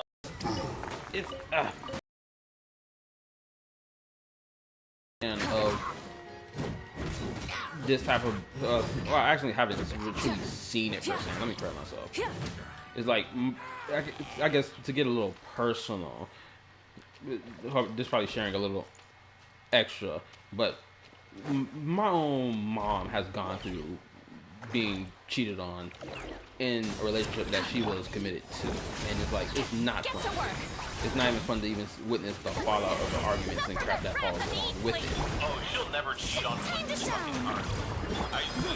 way in hell. I just think that she over her, but either ignores it or really is naive and doesn't see it. I don't know which one. It could be either or. Or she could be taking advantage of it. In either way, I do not see her ever cheating on him with his fucking... Rev the engines! Look, no woman would cheat on, like, with whoever this kid is, because, like I said, he shows he has red flags like crazy, and I'm socially retarded, and I can pick this up. If I can pick this up, I know women do, because women are very socially inept. They are not inept, sorry. They're adept. Sorry, not inept. Women, like I said, usually men are just retards when it comes to social interactions. Women will be able to see shit usually a mile away. But men do pick up on certain things that men do because women don't know how to think like men. Yeah, sometimes it's like sometimes it's just not even like knowing it. Sometimes you just feel it. It's like you can feel the cringe coming off someone. Oh man, the amount of times I cringe seeing corny behavior at work is crazy enough as it is. Dude, I work in a school. I see this shit all the fucking time. Oh yeah, I can tell. Ugh, just thinking about it got me cringing. My skin crawling. Dude, have you seen some of the fucking breakup letters I've seen? Jesus Christ. Is this from like the students in the school, or is this from like staff members? No, staff usually. Well, I'm not gonna talk about the staff, but like the students. Like I've seen breakup letters. I have seen all their shit because you have to remember when a student misbehaves, and it's one of those things that certain. You have to start looking through the stuff that's like, okay, all right, let's see why you're a problem child, and you have to go through their desk, and you sit there in their desk, you're like, oh Jesus, are you kidding me? Because you'll see like, oh, they have a threatening letter to someone. All right, let's see what else they have, and then you see this list of other shit. I have seen poetry that would make you just die to stuff you're looking at, going, why do kids understand what the fuck this is? And then a little amuse-bouche. I have to visibly see that. Knowing some of this shit. I gotta see it for myself personally, because now I'm intrigued. I need to see it. I probably never will. You have to remember, like, depending on your surroundings, you will have completely different experience. Remember how you said you've never seen anybody have a problem with Ezra Scarlet? Yeah. Not now. Urza Stars, Scarlet? shine for me. Do you know how many times I've seen people Adaptive process. complain about her? Bow your head. You're like, oh, man, they're there. Like, I've seen it all the fucking time. It depends on where you're at and who you're with. Laline, eat Papa. You may have said not even activists. Dude, I have seen activists bitch about this shit A little all the time. But then I must have missed it. Cold. My Again, it's about milieu. It's about, like, I've also been around longer and also may not have the same level of not now. Show no mercy. True. Yeah, off to the freezer. I'm over here in the freaking spot of wood. I'm doing absolutely nothing. Okay, I'm doing some damage. I ain't doing a lot. Oh, you know what? I think probably when skirt finally drops, I'll probably ask you for your The night help is so I cold. can get my skirt Don't be finally. scared. Granted, I don't. Of course, my twin brother be calling me now. Of course. Give me a moment.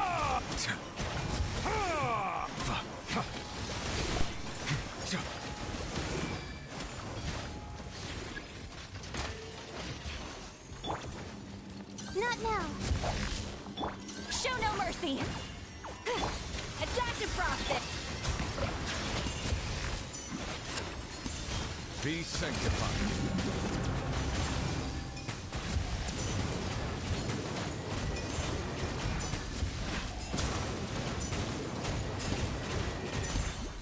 Get to work. The night is cold. Stars, shine for... Off to the freezer. You two. Time to...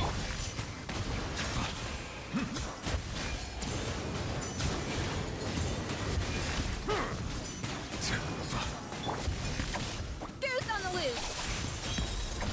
Not now. Fulfill our pact. Shut. A little amuse-bouche. Silence.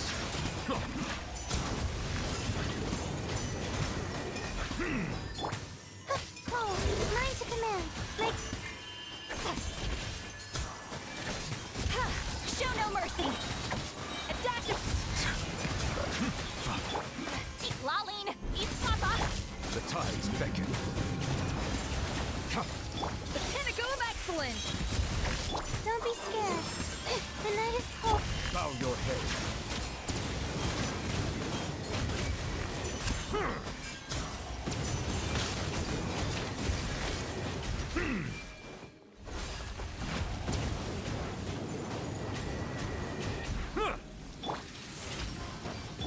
Off to the freezer. Remember, nice clean cuts.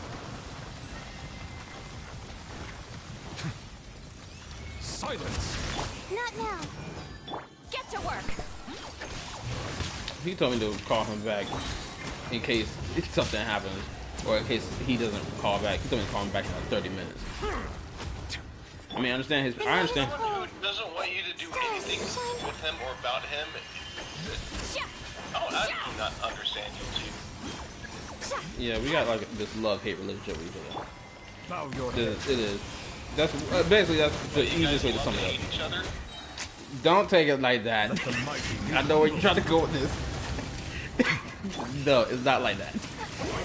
It's like we as much as we freaking despise each other sometimes, we get along enough, weirdly enough. It's just like this weird thing between us. Oh, I mean, I'm not doubting you, but I still think you two are fucking. silence.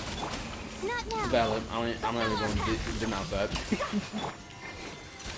Like the niggas be irritating my nerves about it.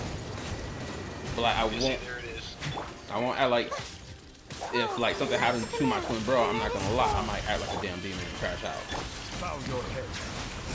No one's allowed to hate on your bro other than you. It's not like no one's allowed to not hate on it. It's like if I start seeing someone bully my twin, which I did see back in middle school to high school, I'm just not gonna let it slide. I just can't. Silence. If anyone's gonna disrespect my twin, it's me. Like I said, no one can hate Mike The time. other than me. Don't be scared. But I'm gonna be giving me shit. No, I didn't say that. Settle down. What else was I about to say? Oh crap! What was the conversation we left off on? It was something about love letters and crap, corny behavior in school. The night is cold. I have no idea. I can't remember if you said or not. I think that was the last thing I wanted to talk about, but it is. Oh no, it was Millie felt like perspective how you said you've never saw even an activist like hate anything on Urza Scarlet. I'm like, no, I've seen them quite a bit. Be sanctified. I've been around the block. Get to work.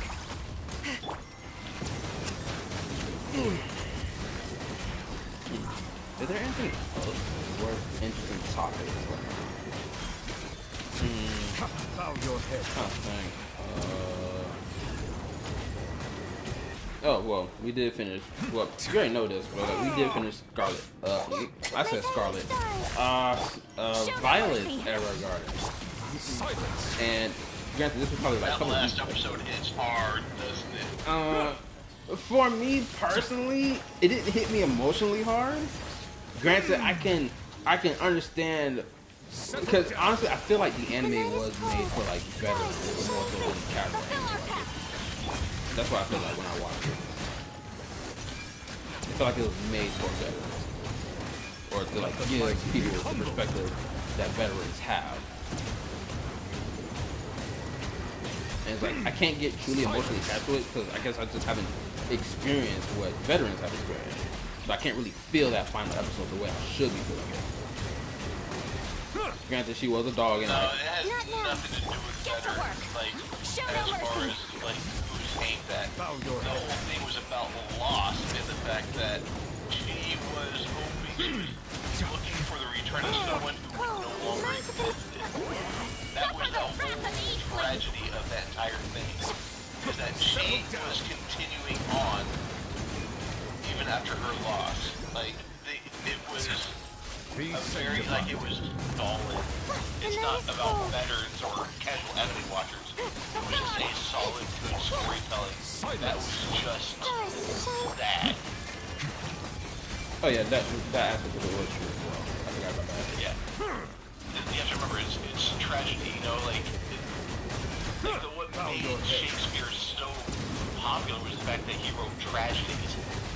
And because tragedies are, unfortunately, humans are destructive little fuckers. And we love, like I said, oh my god, speaking of Expedition 33, dude, just speaking of, like, pure tragedy, after one after another. Times beckon. This game has really good storytelling because people aren't interested in like everything being wrapped up in a nice pretty bowl. So life is messy Bow as your head. shit. And so people want to see something that's messy, interesting, but enough to keep them entertained. And that's the and then we can lay this back on Genshin. This is the reason why Fontaine was so amazing and so well written. Even though, because remember the whole Jet storyline? And that was good. It was also tragic and very fucked up. But it was very good, even though it ended up having a good ending in the very end. It was still very flawed. It was like bittersweet. And interesting. Say what? It was like it was bittersweet. Bow your head. Yes. I mean, for Rena, like I said, I couldn't stand her character, but then you find out that she is faking this unbearable, like, attitude because she's trying to hide the truth. Let the mighty be humble. She was an amazing fucking character. And I went from absolutely hating her to just absolutely just loving her. She was a phenomenal character. But, and that's the thing I hate with Mafuika, is there's no character growth, there's no nothing, you just hear a history, and then somehow, against all odds, her plan works somehow. Are you serious? It shouldn't have worked. And then, even though it shouldn't have worked, she had barely any, like, the whole Mary Sue thing. I mean, she pretty much... I wasn't so sold on the Mary Sue thing until her quest came up, her story quest. And then how all of a sudden she beat even the strongest Archon that defeated the dragons by, just even by a sliver, she still did it. I was like, oh fucking hell, go away. Yeah. That's when I lost my zest for her, was during that story quest. I was like, oh god, really? You couldn't just let her slip up at least once, or be like, oh, finally be taken down a peg or two? No. Oh, just hold stop. up. While we're on that, right? I remember, this is something I remembered and realized after I posted my video. I was like, I was thinking about my weakest character, and I was like, wait a minute. I just remembered they showed off a scene in her character story quest that the Traveler was flashed back into when Mavuika was like on her knees when she was fighting Shibalanke, or possessing that boy, the possessing Shibalanke spirit. You get the point I'm making. But like, there was a scene that the Traveler was flashed back into where it was the battle against the Abyss, and she was like one kneeling on the ground holding her sword or whatever. And I was like, when did this happen in the Archon quest? Did they really just make a cutscene that's supposed to show like this flaw or aspect of her character that wasn't even shown in the Archon quest, but they have it be as a flashback to a moment in the Archon quest that never happened? What is this scene? Because I'm only just now realizing that came out of the blue. That came out of nowhere. There's no context for that scene. That scene comes out of nowhere. I'm like, this flashback is crazy. It couldn't even be bothered to actually have put this scene in the actual Archon quest, showing Mavuika struggling to fight against the Abyss. Instead, it's a flashback from the Traveler that we don't even get to see in the story. And it's crazy. She also had an entire thought process of rewriting Natlan's entire war aspect of his Archon quest. Especially after doing the world quest for Natlan, I feel that maybe they should have went with the route of the dragons and humans going to war with each other. Still, I think they should have just kept that instead of it being like, oh, this happened in the past. It should have been something that was happening currently, in my opinion. That's what I feel like. I feel like the Saurians shouldn't have been like these Pokemon-esque homeboys to the people of Natlan. I feel like they should have been like the enemies to the people of Natlan because of the last remaining, I guess, living dragon member of Dragon Civilization. What's his name? Shuquatl? Whatever frick that dude's name. I feel like he should have been the one. I feel like the Abyss shouldn't have played a role in Natlan's Archon quest. And if it did, it should have played as like this third party, oh, we're sniping from the corner type. I feel like that's what it should have been, where the main antagonist should have been the dragons fighting against people of Natlan, and then that whole, clash and war aspect between them. I feel like that's what it should have been, instead of the Abyss, personally. I feel like there's so much we could have built upon from that. Like, we could have engaged with the Chiquado bastard. We could honestly, oh my goodness, it would have been crazy if Malvika was trying to stop this dude from initiating that damn machine that would have vaporized the entirety of Natlan. That would have been better, honestly. As I'm sitting here thinking about it, that would have been so much better. That homeboy was going to vaporize the entirety of Natlan to this phlogiston pit just to get rid of the abyss. I feel like that's what it should have been. Because it genuinely, yes, it would like push the captain to the side, but at the same time, we'd have like this real threat that's not something that's like, oh, Marwika just can fix it just because she says so, just because she planned it. Like, her plan could not account for this individual. And it's kind of impressive to know that this individual does not play a role in the actual Archon quest at all, knowing what these world quests was building up to. Genuinely, it's crazy. All those world quests feel like they should have been the Archon quest. As I'm sitting here thinking about it. Alright, that's enough of my rant. I had to just get that off my chest.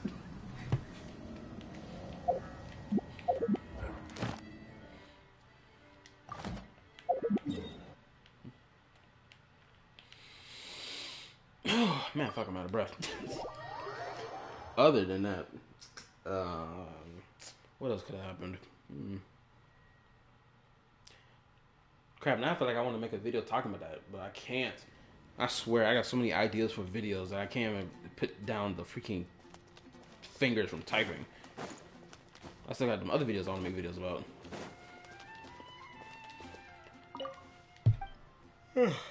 Thank you for completing today's commissions. Here is your reward. I'm yawning. Add Astra.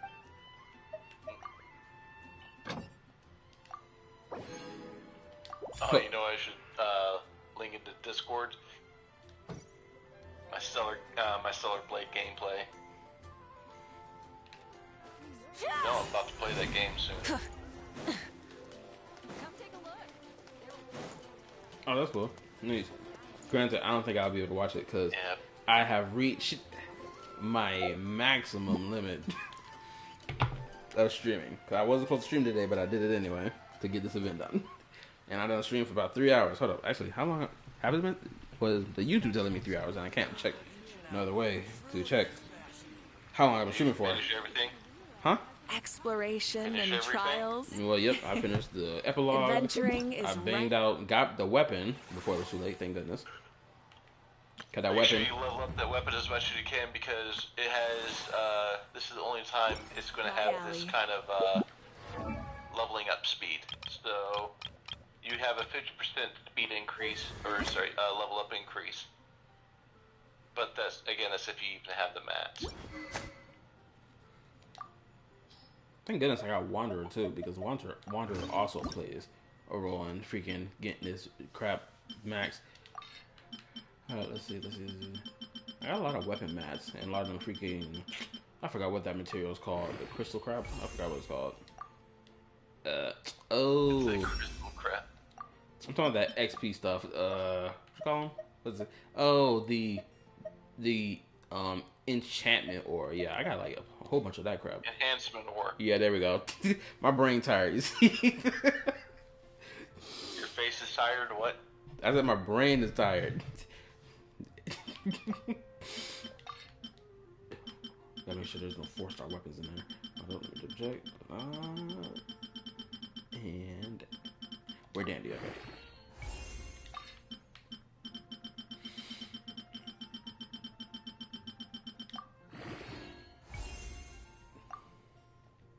Oh, I must have a lot of this material.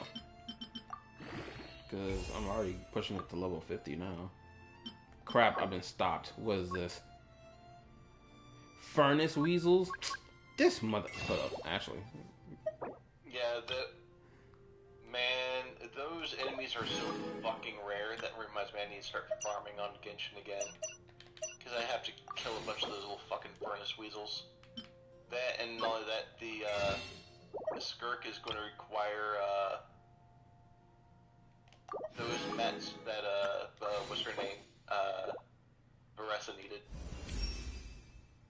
Oh, you from that, what was that? That lava boss? That lava dragon? Right? Not lava dragon, no, the Natlan specialties. that Veressa needed.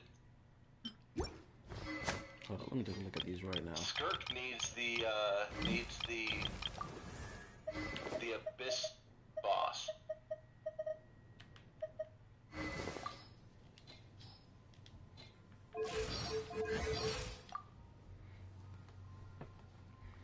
Yo, what's up, Julian? Unfortunately, bro, you have come to when this stream is about to end. Unfortunately for you. I done been locked in for 3 hours trying to finish this event. Which I have finished it. Oh, you talking about the flowers for the Natlan specialty. Okay, Yeah, those little rock-looking flowers.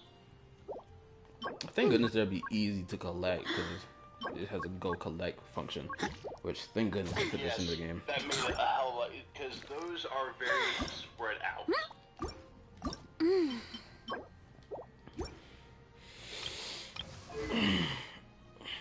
Do I have anything else on the Yappa right now? I might make a Gunnar tier list for the characters in Genshin. I think I might do that. That might be a good video idea. I was about to leave it anyway. Just gonna say, yo, hey, Callum. Alright. See you later, man. Yeah, I'm pretty sure Skirk is going to be up high on your little Gunnar tier list. You might want to wait till she's released. You're right. Because her design is something different.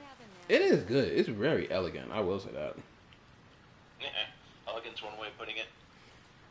I mean, the moment you take that damn skirt off, then it was a different story. But anyway, we're here talking about stripping women of their clothing. That's wild. I never endorse such behavior. Anywho, I appreciate everybody watching the stream. And yes, I was joking about everything I just said. And it's like 4 hours, not 3. Oh, I reached the 4 hour mark? Oh, damn. I streamed for 4 hours. Look at that. It's been a while since I did a 4 hour stream. And I did one. Yay. Love to see I'm getting back on track. Anywho, appreciate y'all watching the stream. Appreciate y'all watching the stream. Hit the like button, all that other dandy stuff. And good night. Go to sleep. Bye. What is button? Your ass is going to pass out on Monday and Tuesday. Thank God I'm not going to work tomorrow. I'm not feeling well, so I'm not going to stream tonight. We'll see. Because I'm planning to get that video out tomorrow at least. Sometime tomorrow. 'Cause I got to get the voice lines done.